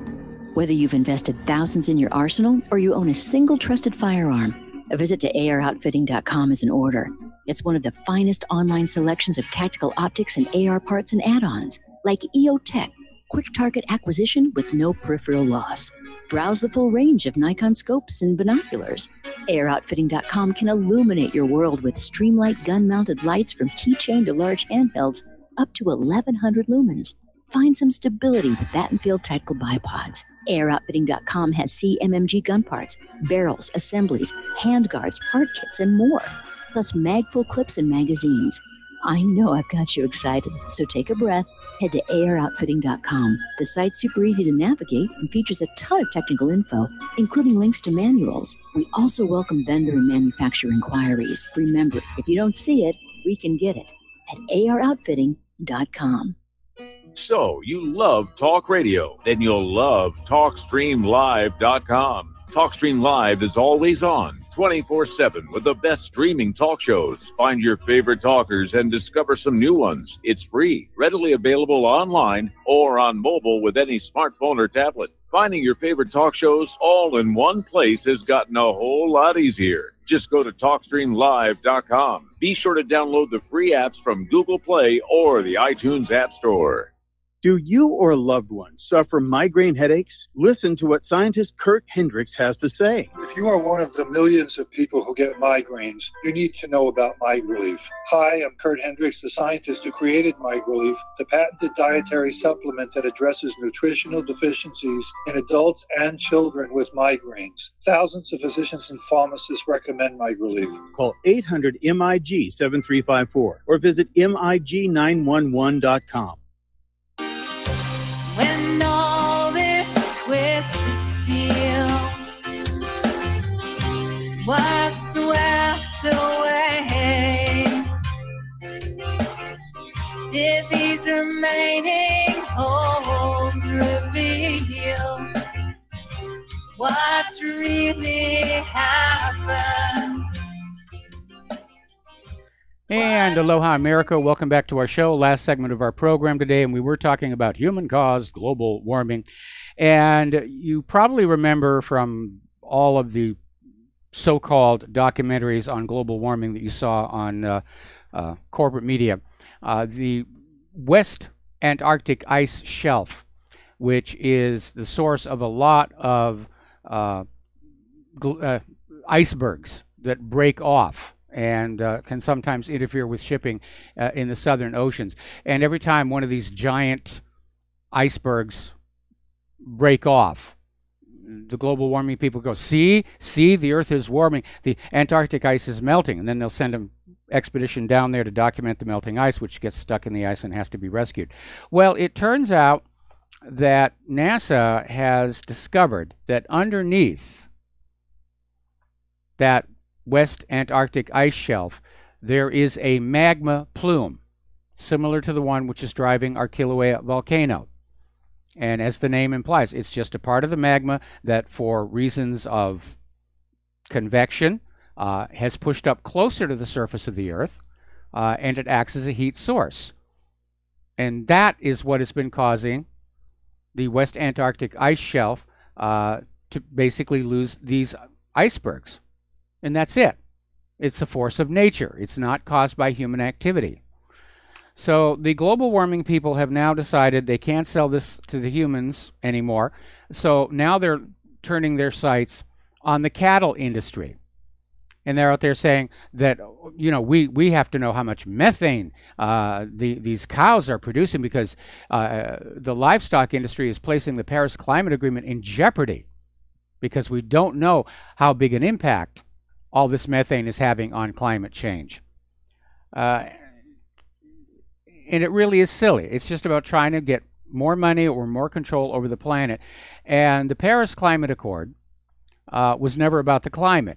It was about basically starting the framework for the global government, a global environmental authority, and then they were going to have a global health authority. That one kind of fizzled in 2009 when pigs fly flu turned out to not be the imminent disaster that it was predicted to be in all of the corporate media here. So they've kind of stumbled on that one. Facebook is hiring news credibility specialists to identify websites that need to be censored, which is why I don't use Facebook anymore. Anybody who wants to hear my opinion on things, you come right on over here to Republic Broadcasting and whatreallyhappened.com. And story coming out of 12160, propaganda machine Google manipulates your search results by burying info that, quote, contradicts well-established fact, end quote.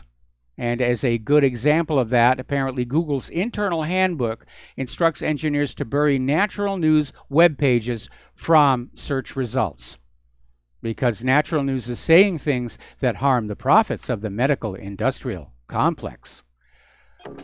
Okay, there's the music. Time for me to get on out of here. Stay tuned for John Stadmiller. He's back, tanned, rested, and ready, and I'm sure he's got a lot of interesting things to share with you. Please take what you learn here at Republic Broadcasting and whatreallyhappened.com. Share it with everyone that you know. Email or face-to-face. Stay off of social media. It's a complete waste of time these days. We'll be back tomorrow. Aloha, America.